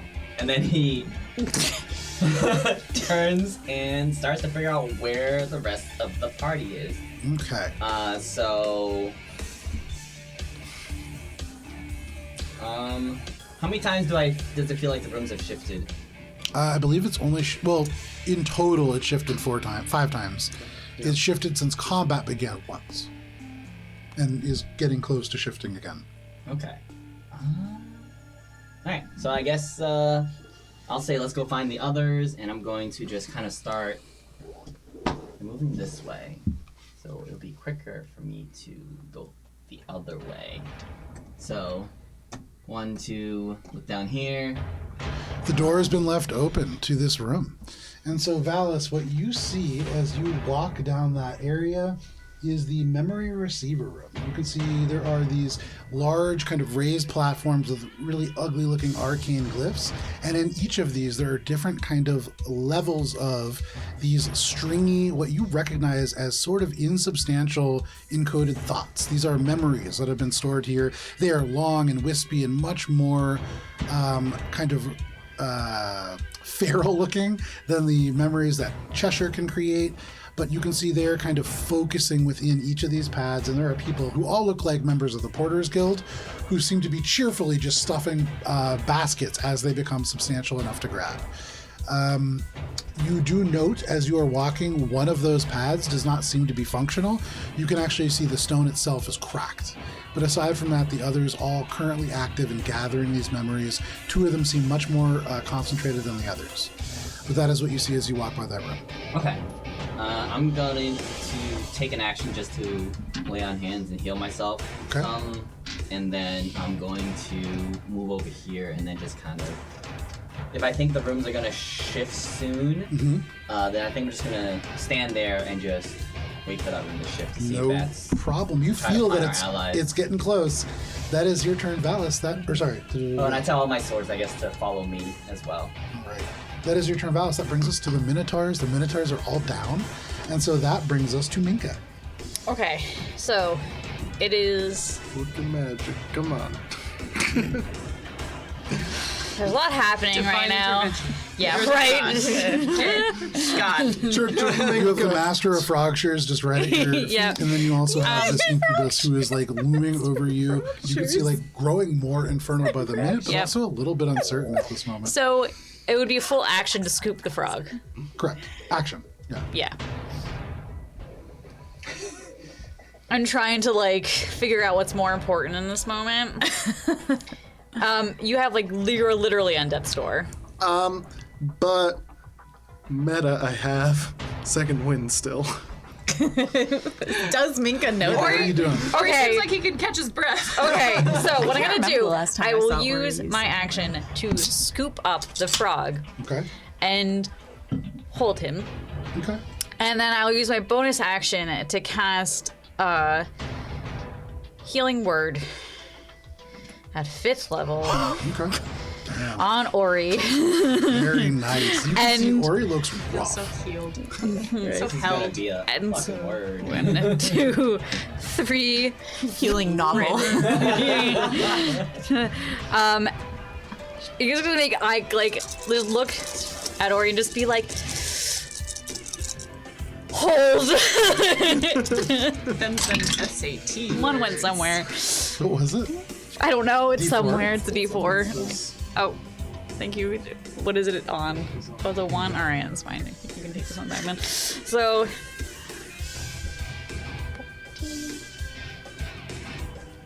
And then Alina, you're on deck. I sure am. Let me go. Deck. Two very different vibes happening in the hall. And Ori is having a religious experience. 25 points of healing. Ori, what's the name of your church? And then I am going to move as far into the room as I can while holding the Master of Fracture. Church of Mingus Rice. Church of As far as you can get would be like you would actually be sitting in the chair. This is Okay. like I'm not gonna all the way against the back of the wall. I'm not going to sit in the chair. Okay. I'll stand in front of the chair Okay. and just basically try like angle my body so I'm holding the frog, but trying to like body block as much of like my body as I can. Sure. So, basically, Minka knows that the second the spell drops, or the frog hits, the frog does not have a lot of health. Yeah, no, you're just Master holding will be this frog back, in the so bottom. I'm just like, For what it's worth, from where you are kind of standing now, your back to the chair, you can see the fallen imp much better. And on their back, you can see kind of like turning into like ash and bits of blackened flesh. There is entirely like too small to read from here, but tiny little script that has just been etched into their back. And that kind of fizzles and burns away in this moment. And Minka, you do faintly smell incense. But anything else, Minka? Minka's gonna mentally put a pin in that for next turn because we've used up all of our action economy. No worries. So That is your turn, Minka. That brings us to Alina. Ori, you're on deck. All right. Alina is going to take off at a sprint. Use her whole action to go pronkity pronk. I counted up before. 1, 2, 3, 6, 7. 1, 2, 3, 4, 5, 6, 7. Excellent. So you make it into the hall. Yeah. And you know that when these kind of hallways shift and everything like that, you're pretty close to where that area is going to be. But in the what? No, but it's right? Wait, hold on. Listen to that again. What do I know? Wait, say that You one know more time. that if the rooms move, you will be moving with them. Like you're not in the room yet. You are 5 feet beyond it. So She's not on the scene, right? No, the incubus. No, you won't get torn in half. Okay, but all you will right. be left behind. I'll in be the moved hall. away. Yeah, yeah. This is how Actually, it you're right. moves. I do know that, don't I? Yes. Okay. I'm gonna stay back here Okay. and be like, "Hey!" Okay. You shout, hey. You hear mentally, hey. And then, Therese, I'm gonna be like, probably help Ori with whatever is in front of him, right, Rez? And Rez just goes, like I said, I'm always trying to help Ori. It's not my fault that he keeps dying. Well, go, I don't know how to say it. You could go give him, like, advantage. You know, I don't know. Give him some kind of advantage. You'll figure it out. Okay. You tell Rez to go and help Ori. Yeah. That is your turn. Rez, from where he is, I think you and he can stand right next to Ori and provide the help action. Sure. So no worries. He is there to provide you with that help. Ori, in your ear right before your turn, you hear, "Psst, Ori, I'm here to help." What would you like to do, Ori? I'm gonna bonus action disengage, back up against the wall. Okay. You flatten yourself against the wall 5 feet away from this And be individual. like, all right, help now. Don't get shot.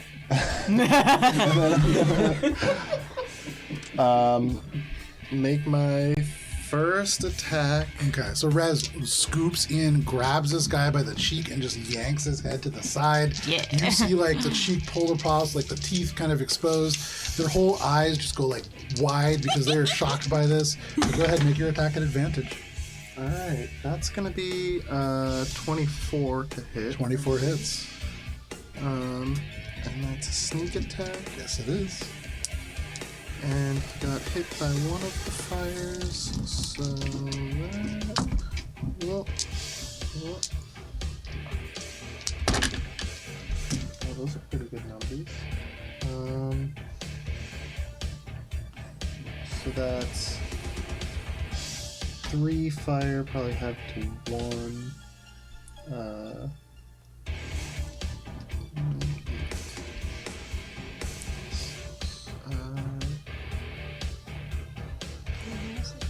Math is fucking hard. I know it is. 24 points of magical piercing damage. 24 points of magical piercing damage. The magical piercing does the full amount that you would expect. I think I'm gonna use my not second wind. Sorry, my extra attack. Okay. Quick toss? Action surge. Oh, action surge. Okay, very nice. Go ahead and make another attack. This one is not a sneak attack, but is at advantage. What do you need, a d20? I can do it. Oh. I got d20s. D20s for days. That's a 19 on the die, so That will hit, yeah. Thank you. And not a sneak attack, but it still gets the fire damage, right? Correct. Okay. So then that's so many dice. Ooh, that's actually really good. So that's max damage for the hit of the arrow. That's 14 piercing. Very nice. And then 6 halved to 3 fire. Okay, very nice. They are still up, but they look hurt now. And I'm gonna make that one another goading attack. Okay. What kind of save?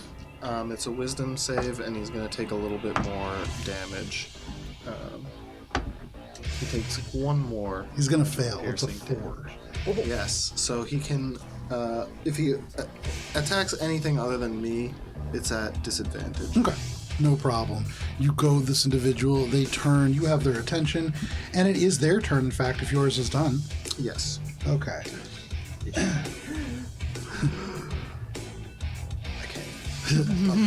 But you do use your action surge to be able to unload attack after attack into this individual. You get their attention. They look at you. They turn. They peer around the corner and see Minka holding the Master of Fractures, who is at this moment a frog. And they will sneer at you, Ori. And they say, "This isn't the last that you'll see of me." And they become ethereal. And they kick off the ground and just float through the ceiling. You can pull the incubus off the board, and for the You almost moment, got him. because you currently have the Master of Fractures as a frog, and there is no other combatants on the board, you are out of initiative. Oof, you do. Okay. He's only gonna be a frog for about an hour or until something happens to him as a frog. So we gotta be real careful with this frog. Can anybody make a hole of some, like a magical hole, put the frog in it, and then remove the hole? Yes? Um, I don't like a little stone. That's okay. coffin? I'm just spitballing here. I think he just kind of we get his holds the name? frog and looks at him. You can see the frog just looks at you with these big frog eyes. Did we get his name? It's. doesn't matter. I think we did actually. Master. Your memories are in the Quiz- repository. Quizaris? Quizaris is what you Quizaris? are, yes. Which one is the repository? I've only been in this hallway right now. And for what it's worth, the room's shut. Okay. We spend our time doing Billy- cardio to all get back together. Billy wants to investigate the room closest to her. She's like, everyone else is left. She's like, oh. Which room is that? I don't know. The room's just So the room's just switched like this, so... We went this way. No, the We other should way. probably. No, you're right, because the rooms are going the other way, so you... Oh my you should god, be it's turning the that way. room that she was just. Billy, you're like, okay, I'm going to check in that room. You peer in, and you see, kind of like just standing there looking a little confused, this dwarf. You can see they're still shirtless. It's a member of the Porters Guild, but they're just kind of looking around a little bit confused. Hey, you'll want to get away from there. They turn, they look at you, and they go, all right. Yeah, come here, buddy. They walk over to you. You can see they take the first step, and they wince. And they look like they're in a tremendous amount of pain. You can see there's just like cracked skin on most of their body. Take your time, and with time, Billy gives him 5 points of healing. Okay. From Healing Word. You see parts of the 5. skin peel away, and there is just pink, fresh baby skin underneath. But this dwarf kind of nods and says, "Thank you. I feel a bit better. What's going on?"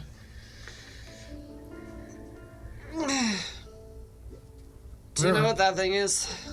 Turns, looks, you see this glowing piece of obsidian. Faceted, there are just infernal sigils on it. You can see these memory strands just kind of curling around it, but he shakes his head no, and he says, "Are we in Darkbriar?"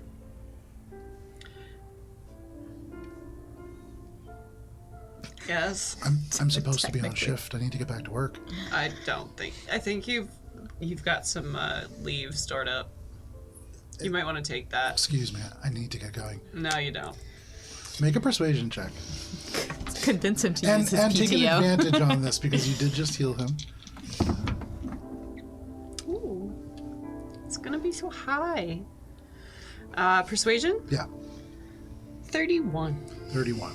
He goes and he says, "No, I really need to get back." And then he just barely touches you, and you can see the whole arm blackened. And you can hear this crisp sound of almost like chicken skin just crumbling across your hand.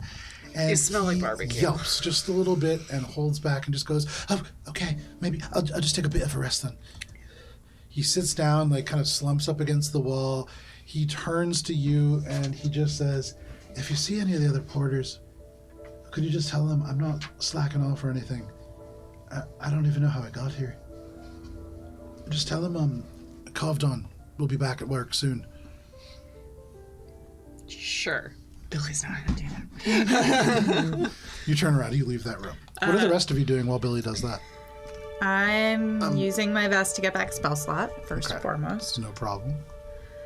So I saw that room, Yeah. and I was just next to Billy, so I think I just saw what just happened. Yes, you did. And saw that room, and then I'm going to make my way around, Okay. and looks like there's this room, and then I guess I'm gonna end up here at the end, and then if I go in here, I'm looking for a room that looks like a repository. It shifts, so you have to run really fast and then catch back up. But you get there, and looking in, this looks like a repository. You see boxes and crates, and as you get to the doorway, you feel almost intrinsically this pull. There is some element of belonging in this room that is not just belonging, but belongs to you. Alina's there too, so she's gonna be like, I think my memories are in there. I can feel something. oh my god, let's go in. It's just a big room full of crates and stuff, I think. That's where yeah, let's go. Alright, and I go in and try to find the thing that I feel a pull towards. I will help him. So this is a room full of boxes, baskets, barrels, and crates, but all of them you can see seem to be sealed in a similar manner, very carefully, very cleanly kept as this area. How are you going about searching? Are you just cracking these things open? Let's see. Crack open a few memories, check out what we got. I want to use locate Smell like objects, memories. and I guess I'm just looking for Ooh, how specific. encoded memories to see Valis' memories. 120 feet? 1,000. 1,000? Let me Valis, double check. it is 1,000, I'm remembering now. And As you cast this spell, Valis, the entire room lights up. Every single container in this room contains encoded memories. Not just one, not just dozens, but probably hundreds. You are looking at entire people's lives in these boxes. And Valis, different than all of the other ones, in the smaller kind of crate off and to the right near the entrance of the door, a little bit dustier, perhaps a little bit older than the others, there is a box that is tinted ever so slightly green. And this pulls to you, this calls to you. You remember the only memory that you've really gained and not lost since you have started this adventure was one that had these really beautiful light tones of green in it, and it matches that. And you feel like you might have some memories there. But every box here contains memories, and with that spell active, there are memories in here, and there are memories, just a few in there as well. I go. Sorry, here and a few in there. Take the box, and I want to ask if it will. I don't know where Cheshire is, but I think these are mine. Can we put them in the bag for now? Yeah, you don't want to just open it right now? You open this, and you see within this box hundreds of encoded memories. There are just absolutely a staggering amount. And while Valis, at a glance, you would imagine this is not every single memory that you've lost, there's a lot here. Can I just touch one just to kind of You sure fucking test the can, merchandise? 100% pure Alice memory. This is art! Valis, He rubs a little on his gums to check it. Snorts it up his nose. you touch one of these memories, and at once you wake up in a room bathed in the soft emerald light of morning, streaming through the walls of the spire outside your house's window, and you know that this is your house. You can feel the familiar flatness of your bed. You can feel the yawning emptiness next to you that for a moment sets panic into your heart. And then the door opens, and you smell almonds, you smell vanilla, you smell the baking of wonderful things, but all of that is dust in comparison to Mela. And she frowns at you. And the sort of frown that is used to mask a smile and a laugh that you know means that she's woken you up at least 2 times before. And can you describe Mela, your wife, please? Oh, I wasn't ready for this. Let's see.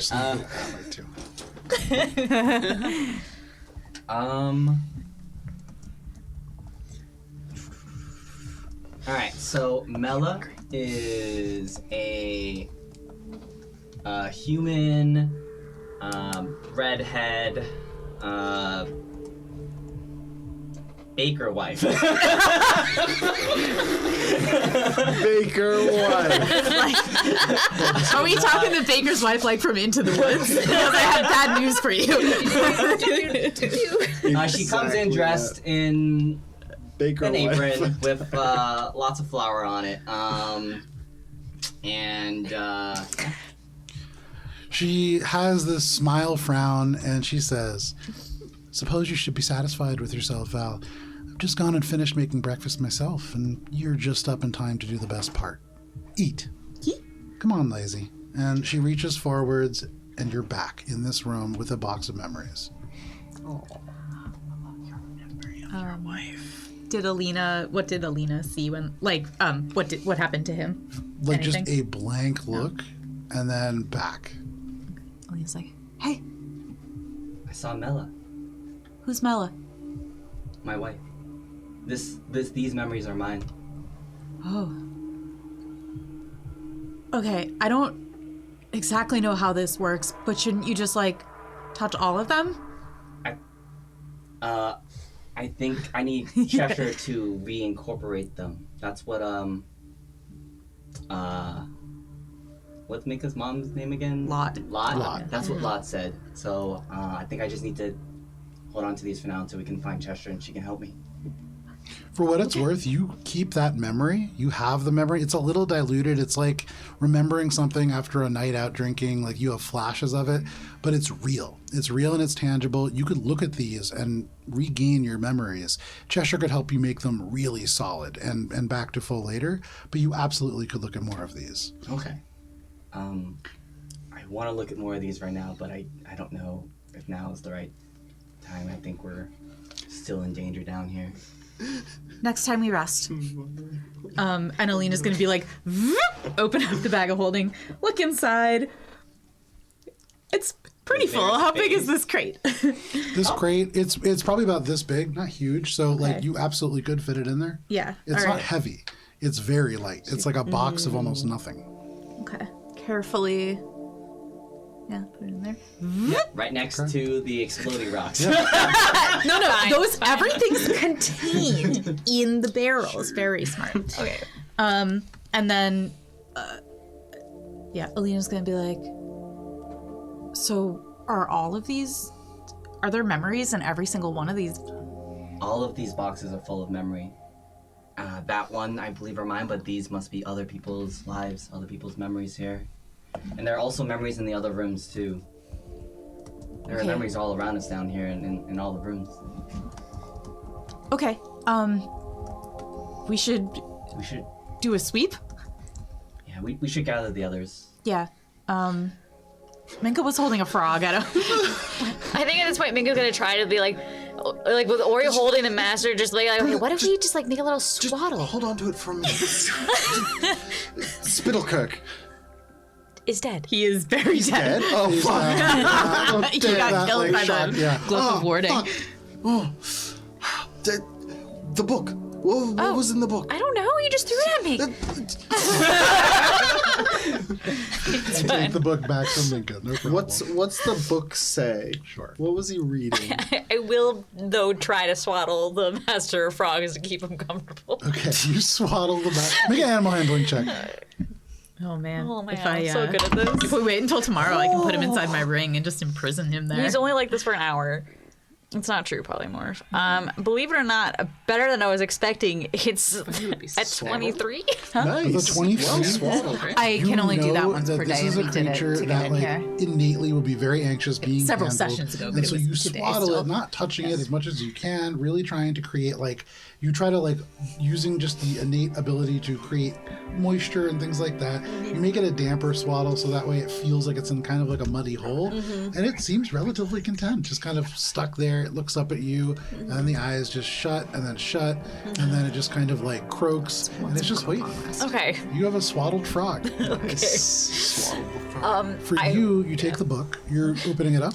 Well, I want to read the cover first and then start opening up to see what this guy was. It is just doing. a leather-bound book. There's no title. Okay. It looks like a journal. Then I'm going to open up.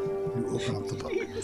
Within this book, you can see there is a list of different porters from the Porters Guild. And you can see dates that are written down. And the dates all seem to be about 7 days apart, though there are certain periods over this log where it seems like they're a little closer together. That is what you find. It's just the whole book is logs of porters. Yeah, it's about a year and a half worth of porters and dates next to their names. Recent names of the porter from the time that my sister, because my sister was here within the last 24 hours. There's got to be a way somewhere around here to get to where she is. So you look at the names that are here. You see Agradon Tinfist. You see Giara Ustenfrau. You see Carthom Renegade. You see all these names, but nothing that really is hinting at your sister. She was here within 24 hours? I thought 48 hours, I think. I thought it's been... Oh, okay. So a couple of days since you saw the vision of the... Yeah. Yeah. Yeah, it was like either 3 or 4. the day. Okay. Was Carthon the name of the same name as the dwarf that was in the fire, the hot No, room? his name is Hot Room. It's called the Covdan. Memory Kiln, and that one is Covdon. Which is what you just said as well, carved on renegade. Or Covdon Ardent Thome is that guy's name, and that name would be in there as well. But the other person was Carthon Renegade. Carthon. Covdon.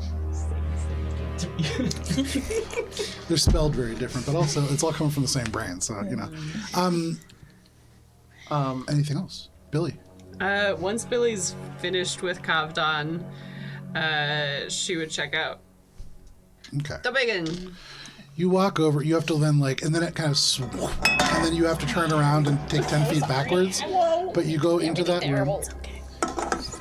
Within the room itself, as you take the first couple steps in, you see a number of different porters who all look a little bit confused. You see these magical sort of circles all kind of glowing with this infernal-looking magic. And you see, do you read Infernal? Nope. Okay.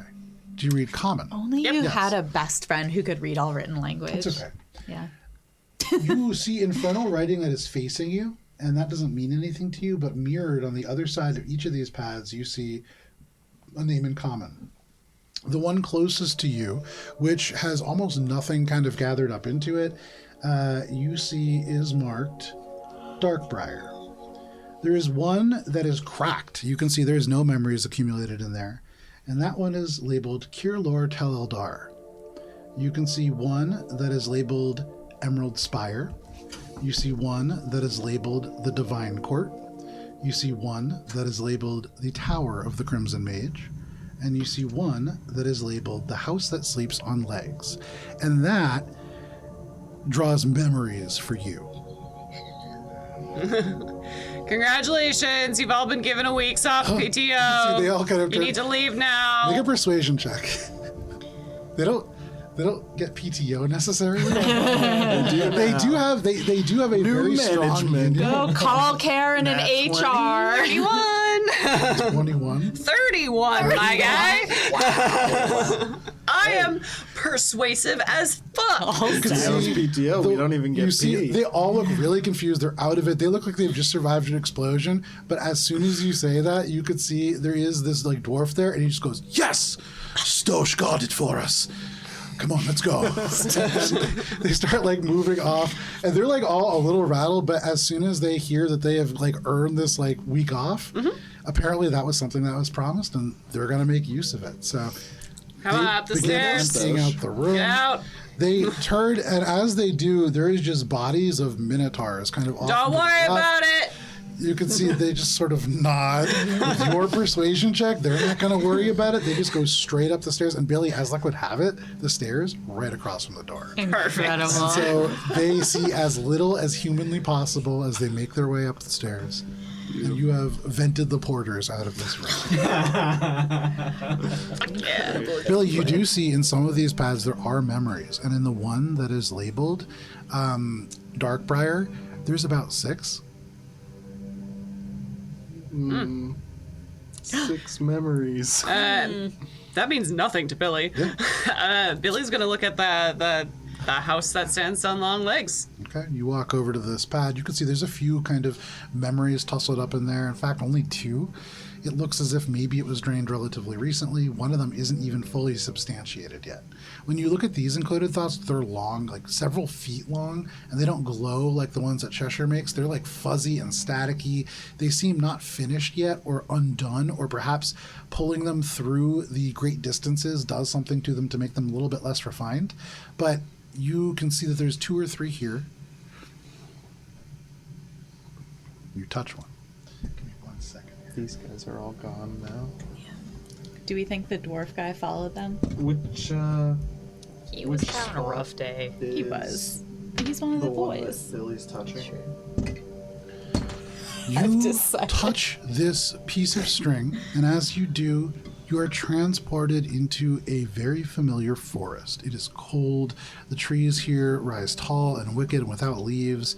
You've been to the Felllight Moorlands before, and you couldn't confuse it for anything else. And you see, as you look down into the puddle, the face of this elf. And you know in this moment, this elf is Casgrathal Vonwith, an individual who has built a family, and in this moment, in their mind, is racing through thoughts of this wife, 6 kids, 11 grandkids, and the best goat that anybody has ever met before. And then you see behind them these eyes, glowing, wicked, a sharp nose, and you see the face of Dora. You are back in the room. Billy would collect all of the memories. Okay. You collect 3 memories that are hailing from the Charred Forest, or roughly thereabouts.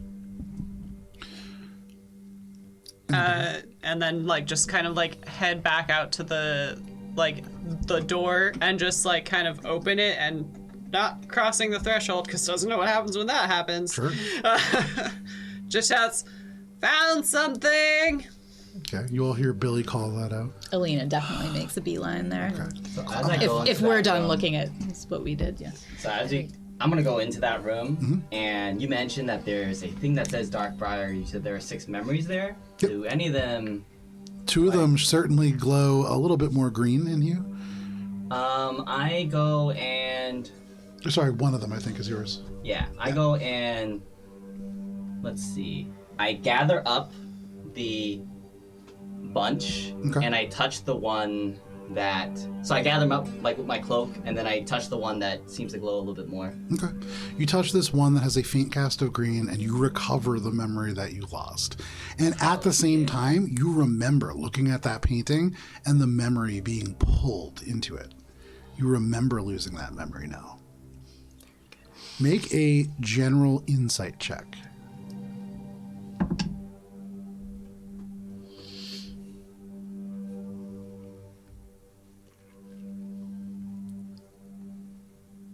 Insight? 11.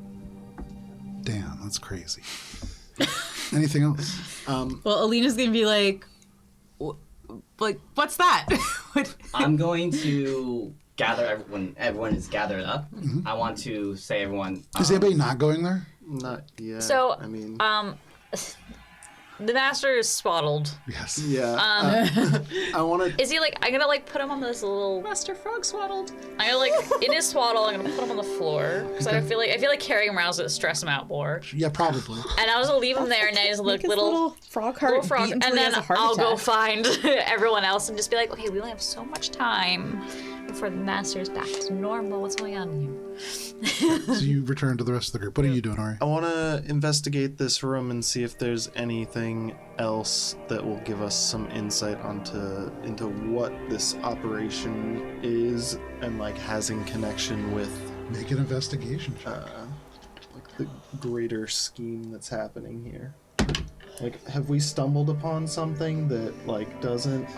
No. It's probably nothing. Natural 20. It's just a normal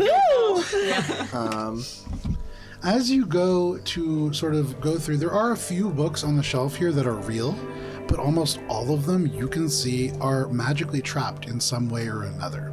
And so touching these, you get the sense, may actually impact your memories. There is 1 or 2 that are normal. You see one that is labeled in common, Artifact Provenance Record. It's handwritten across the spine. And then underneath that, kind of handwritten underneath, is the Hauntless Doll, or the Haunted Doll of the Restless Lost. You can see there is also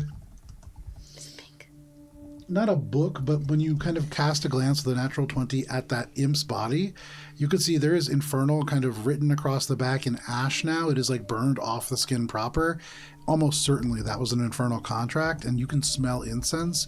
You get the sense that the contract of that individual in the incense room has been broken. And you find on the desk a small piece of parchment. You freed that guy. And on this is written a report of renovations and the reclamation project. And they speak of discovering the resting place of one Vastaris Lusarius, a high-up member of Lunarish Guild long past, and that they are entombed within what is being called in these notes a penance golem. and they seem to be quite deadly, as they've lost several porters in this attempt and are stopping the process until a new approach can be found. But they do mention that the office of Guildmaster Windright is almost certainly just beyond reach. And that is what you find with the natural 20. All right, I'm gonna take this parchment, and grab the 2 books that are not magically trapped that I saw. No problem. And keeping the other one that I have, putting it all in the haversack. Okay. And heading back into the hallway to try and find everyone else. Okay. So you make your way back there. Wait, is the frog still on the ground, or did you take the frog? Frog's still on the ground. Wait. I'm gonna pick up the frog. He's in a nice, comfy swallow. I'm taking the frog Okay. with me. You pick up the frog. Make an animal handling check. While it's well swaddled. Surely that's advantage. Advantage for swaddling. Boop, boop, boop, boop. Well, it can't get away, hopefully. It's a 7. You go to pick it up, and the frog, right underneath you, through the legs, you right over top, and it's on the other side. It doesn't try to run away, but you know if you turn quickly, it's going to try to run away. Right. So you have to slowly turn. You finally get around, and it hops 5 feet away. And you're like, shit, okay. Get a little closer, and right when you're about to, it's like this thing has eyes on the back of its head. It is just beyond your grasp. Make a stealth check. That's kind of what it's going to take. This is how we die. You have advantage. Oh, I have advantage because I'm sneaking. Yeah, I left the room. That's so much better. Thank you. That's a 25. A 25. With the 25, you blend into the shadows, and you easily sneak up on this frog. You grab the frog. No problem. It's not happy about it, and likely it is going to attempt to escape again. It's squirming. But he can do the bad. But no problem. You have the frog. Shadow.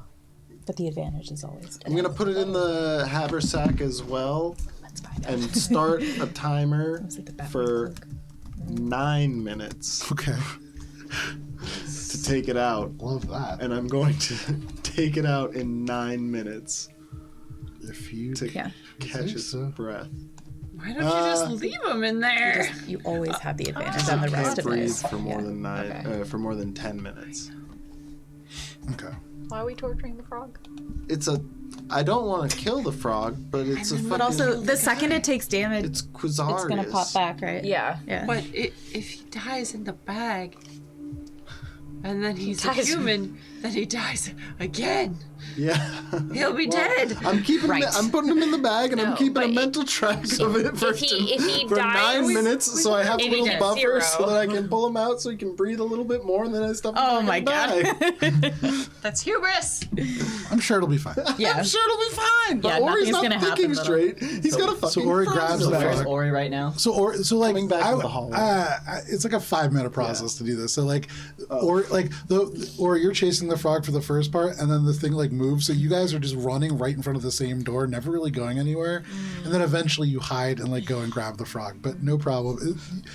You guys see Ori a couple times over the course of this 5 minutes, because it's every 12 seconds it turns. Yeah. Mm-hmm. So every, I believe, 36 seconds you're seeing Ori's side as it just goes by. Should we help him? Why is he chasing that frog? There's one point where you only see the frog, and then you see nothing. Because Ori hides and then grabs the frog. Mika, why is Ori chasing that frog? That's the master. I polymorphed him. Dude. Done. Great work. We should do something about that, though, because as soon as he's not a frog, it's all right, I got it. Deep shit. And Minka, 10 minutes has passed since you cast the spell. Yeah. So I can hold it for 1 hour. So wait, we should just let him go, right? He's not. Eventually, right? Because why? He's just. He knows more about the fracturing than he was telling me. Okay. What did he tell you about the fracturing? Well, I know that he knows something about the fracturing. We should get out of here at least. The incubus, is that what it was? Went through the ceiling to get someone probably? Oh, yeah. Real quick. He assured me that he will be back. We should go.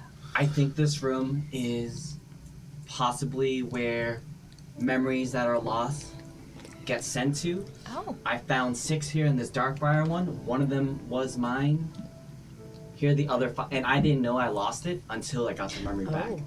But it did glow a little bit brighter. So take a look at these. Do any of these call to you? Anybody recognize anything? I look. I would say for we each of going you, into this your room? lost memories do glow a little bit brighter, and so you can go and touch them and regain the memories that you have lost. Rest does too, right? Brez goes, kind of looks at them. Maybe it's a bad memory that he got. In your mind, Rez is going to say to you, Alina, "Hey, Alina, I think some of those are mine. Oh, you should take them back. I don't really want to. I don't know what happened, but I haven't been so scared since we came down here, and that's kind of scary too. But whatever I forgot, I don't know if I want to remember. But it might be important. I mean, Can I just do it later? Yeah, I mean, listen, I don't want to ask you to do anything that's going to make you uncomfortable, but we're going to get you back to your home in the Hells, right? So what if Why would I there's wanna go to information? Hells? What? I mean, we have a great time here, right? And you get me chocolate like a lot of the time, and that's pretty cool. Raz, I think some of those are important memories. Maybe just later. Maybe later tonight. Okay. Promise? Hey, we're a team. But what if I remember and I don't want to be a team anymore? I mean, if... Okay, why don't we talk about it later? Yeah. So how many memories do I have left? Have they taken theirs? So if they take all of theirs, there are currently, I believe, 3 memories that are left. Billy's been kind of like focused on like each of the little like. Yeah, I want to get a better square grasp things. of like the Billy's not greater focused on you. situation in this room. Okay. Did you take your memory back? I'm just trying to figure out how many strings I still have left. Yeah, I would take it back. Who is the master? Oh, hell yeah. Okay, here to see. Oh, yeah, I have to with you. Where is he? What's up? Where's the master? I have it in my bag.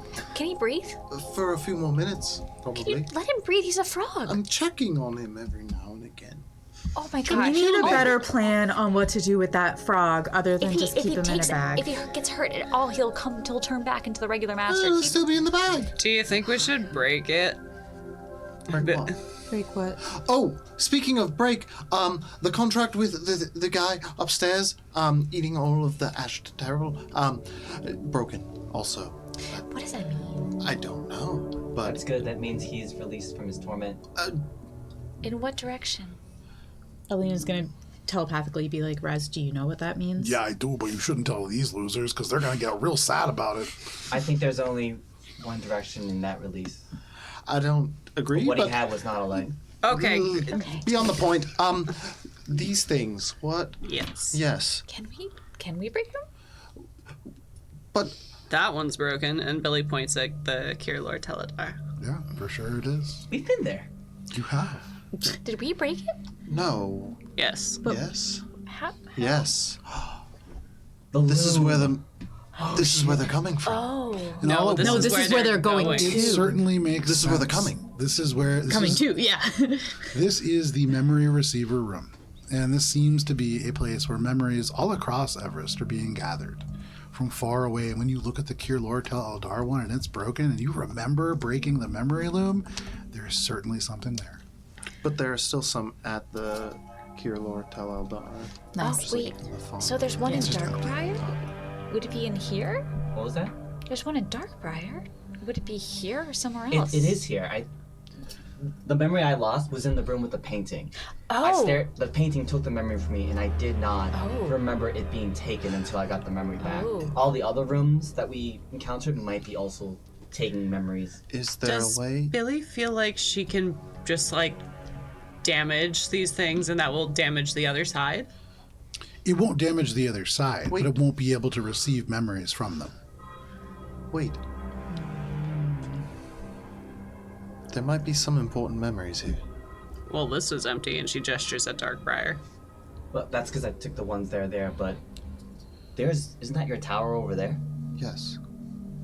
and Okay. So do There's we crack also- the ones that are empty and just be done with it?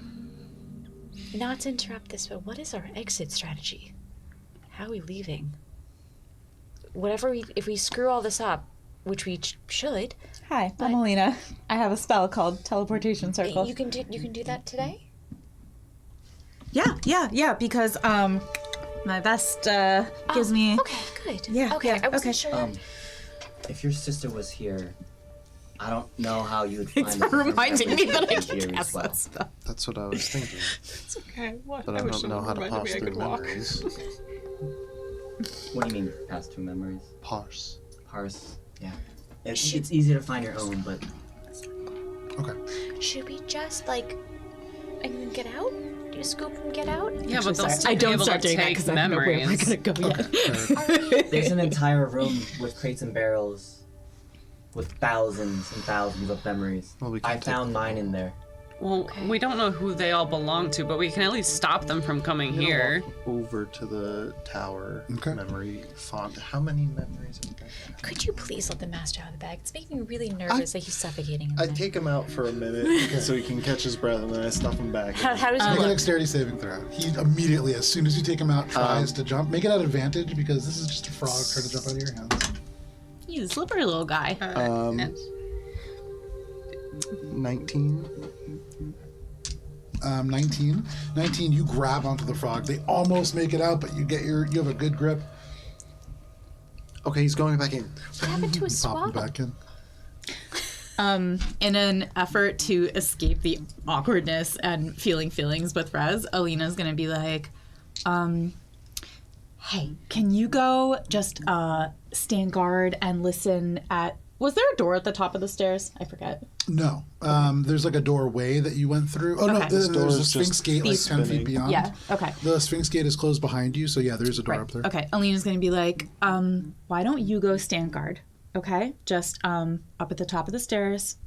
Just let me know if anything's coming. Stay invisible. Okay, you got it. Flies up there. Yeah, Billy. Billy wants to investigate the platform and see if there is a way to break it to at Make least an Arcana damage check. things from coming here. We maybe should investigate some of these memories and see if we can find anything about the factory. My memories got taken, got sent here. Sorry, go ahead. With a dirty 20, as you examine this, physical damage, enough of it will break this. You get the sense that you need to do enough damage to even scratch it. But looking at this is like an infernal kind of arcane energy. You get the sense that radiant damage would do a lot more. Do I want to have one of those? Hey! Hey! Yeah. This is helly. Do you think if you hit it with one of your cool woo-woo swords, you could break it and stop memories from coming here? Where would the memories go if they didn't come here? They wouldn't be held in the deep dark dungeon by nefarious infernal creatures. Yeah, but whoever's that. doing... They'd still be Let's- with whoever's doing the taking. Can we? I'm gonna start collecting all the Stop them memories. from Let's at least collecting them either collect way. these memories and get them off of here. So, So you start gathering up the memories from which pad? Um, And then, Ori, you're looking at the ones in the Crimson Tower. What are you doing? Are you touching them? First, I'm gonna look. I'm gonna go over and see how many there are. And 13. Then I'm gonna try to. Okay, I'm gonna start touching them. Okay, so you touch the first one. Valis, right as you step up, ready to very carefully examine, you see Ori, out of the periphery of your vision, go up, hesitate, and then touch one of these strings. As you touch one of these strings, you are transported into Crimshale, a place that you are very familiar with. The roofs here, this kind of crimson-colored tile that has been partially just the natural color of the earth, but part of it is just dye that's added in to make all the roofs in this town uniform.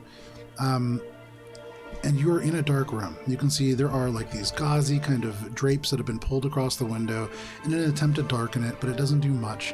There is just this kind of light that is coming in from the street, and in it you can see that you are in the body of this elderly woman.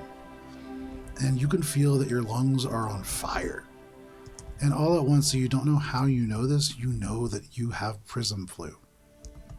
and you cough, and there is just this spattering of glowing red blood on the sheets, and then you are back in the room. I touch the next one, and the next one, and the next one, and the next one, and the next one. You go through, and you see places that you're relatively familiar with, all within the magiocracy of the Rising Storm. And every single person has prism flu. Damn. Hiding evidence. But you gather up those 13 memories from the Tower of the Crimson Mage. Valis, are you doing anything? Which one are you stepping up to? I'm gonna step up to the Emerald Spire one, and I'm gonna suggest the others to maybe start collecting others. And this is the most full one. The most full? Yeah. I'll, like, as I do this, I'll ask the others for help to start clearing others, and maybe, and if you touch them, you can see the memory, and it might give us maybe more clues on what we're looking for here. What are we? And then I'm gonna start, like, grabbing a memory at a time just to see if I can get a theme on these memories before I go. There are all kinds of people. You see a farmer from the gemmed fields named Fiora, who, along with her father and mother and later husband, spent long years growing vegetables and perfecting a jarring and preserving technique that is still used in the region today. And you see that they end their life in this tiny room experiencing Wakepeter flu or prism flu. And you touch another one. This is Gareth, the guildsmith. This is a bugbear in Darkbriar, also falling victim to the prism flu. There is some similarities going on between all of these people. And then you touch the third one, and this is a little different.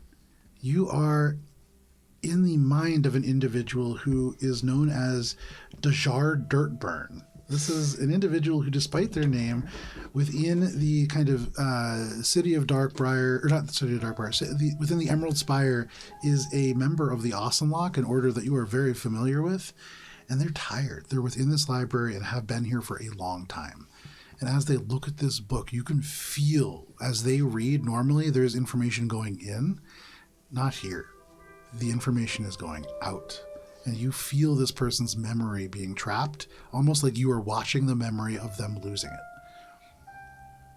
And you see another and another that are all within this library that is the Auchenlock.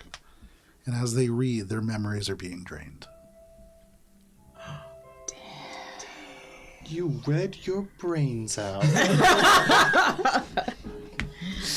So then I will Get out of school, kids! take all the memories. Books are bad. And then take out my sword and start slashing this thing. And I don't. Every slash will do radiant damage. Yeah. I don't have to smite anymore for that. The to radiant happen. damage automatically deals little bits. You get the sense that, like, until you deal 15 damage, it does nothing. With radiant damage, every blow counts. And so easily you are able to start cracking these stone circles, and they shatter. When you hit them, the infernal writing across them just into little bits of ash that scatter across the room. One after the other, these fields fall. And you destroy each of these memory receivers. What's this thing in the back? In the back, it's like an artistic looking statue. You can see there is elements that at one point may have been a humanoid male, but it's just worn over time and is now just kind of a fixture in the room. Perhaps it served a different point before this organization became what it is today, but at present, just kind of an aesthetic feature. Okay. One more thing. I think you said there was infernal writing. Yeah. Can anyone read that? I can. Yeah. read it. Which? I think when we entered, you said there was infernal writing. Oh, he said it was. Sorry. So there's infernal writing all over the place. You're seeing it like labeling the doors. You are seeing it in like the imp skin. You're seeing it as the writing on each of these, kind of mirroring the common. When you read the infernal that is on these maps, it just reads the point that is reflected in common. Ah, okay. And then the names of the rooms are all there. There's the memory repository, which is the rooms with the boxes. There's the memory receiver room right here. There is the memory kiln over there. And then the office of the Master of Fractures is in the back. Okay, should we take a look at those? You have other 30 books? minutes until this frog is no longer a frog. Let's go take a look at the other books, see if there's anything else any evidence we can take with us, and then we should leave. Just be careful. Don't get your memories stolen. Listen, in the meantime, where are we going to? I'll start drawing the circles so that we can just leave as soon as we're ready to go. My sister's north. Great, we don't have runes for north. We can go to... We have runes for this city, so we can go lay low somewhere and come back when we're ready. Let's not go to the ice place again. That seemed upsetting. This is going to be a problem soon. Let's go to the I spire. know. That's Let's why go we... to the spire. We should talk to Hirsum and tell him what we found. You mean this? Yes. And if we can get any other evidence? Oh, I guess here's someone would know what to do with this guy. Let's go. We should... Can you... I want to ask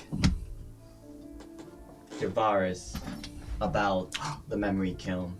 Okay. Can you help me try to do the thing and try to help me convince him to, I can't. Just as fast as you possibly fucking can, you ask those fucking beads. Well, actually... What? Thanks, Billy. I don't know why, but I think that helps. This is supposed to be a labyrinth, right? And I read the parchment that said that there's a tomb just, like, beyond here that they're trying to get to, right? The other way. It was in the library. Remember the moving library bits? You haven't gone. So, for what it's worth, you guys have also only gone to, totally honestly, the smallest part of the guild. Mm-hmm. This is the tiny little kind of like black market section that they have. You haven't even gotten into the moving halls yet. Mm-hmm. Right. So, behind like that archivist. Yeah. A nice lady who remembers nothing. I can't. Oh. where are you setting up your circle to? Well, are we going back to the spire? Do we actually trust Hirsum? Maybe we should go back to the Enclave or Thornholm or someplace with people that we know we trust. I trust Hirsum to be against the fracturing. True, and... Hirsum has more power to deal with this guy. We need to report in, right? Maybe this guy knows. And he can also Does the probably name teleport us mean anything someplace. to any of us? Which name? Quizarius? I went to a Quiznos once. Is that helps that? Quiznos. I'm casting. I'm drawing for Sponsor, Emerald Spire. On. Memory Kiln, and I will want to use a check to speed it up because we only have 30 minutes. Sure. Do you know you have 30 minutes? 30, yes. Well, now it's 26. Okay, how long does it take to write the circle? 1 minute. Okay. There are other books, right? Oh, these were the only ones that weren't trapped. Okay. Mika's gonna go into the other room and look at the other books. Knowing that they're trapped, are any of them in a language she can understand, or any spines that she can read that would give an inclination that there might be something worth trying the trap over? You've seen this before. So outside of those 3 Sphinx gates, the one that you had seen, Alina had said that it rearranged itself but didn't actually read anything. These are very similar. Okay. This is all meant to be like very attractive. The books all look very different. They look exciting. You want to touch them. There are some that have like sparkling covers and embossed kind of bindings, but this is meant to attract people to touch them. So they're just traps? Correct. Okay.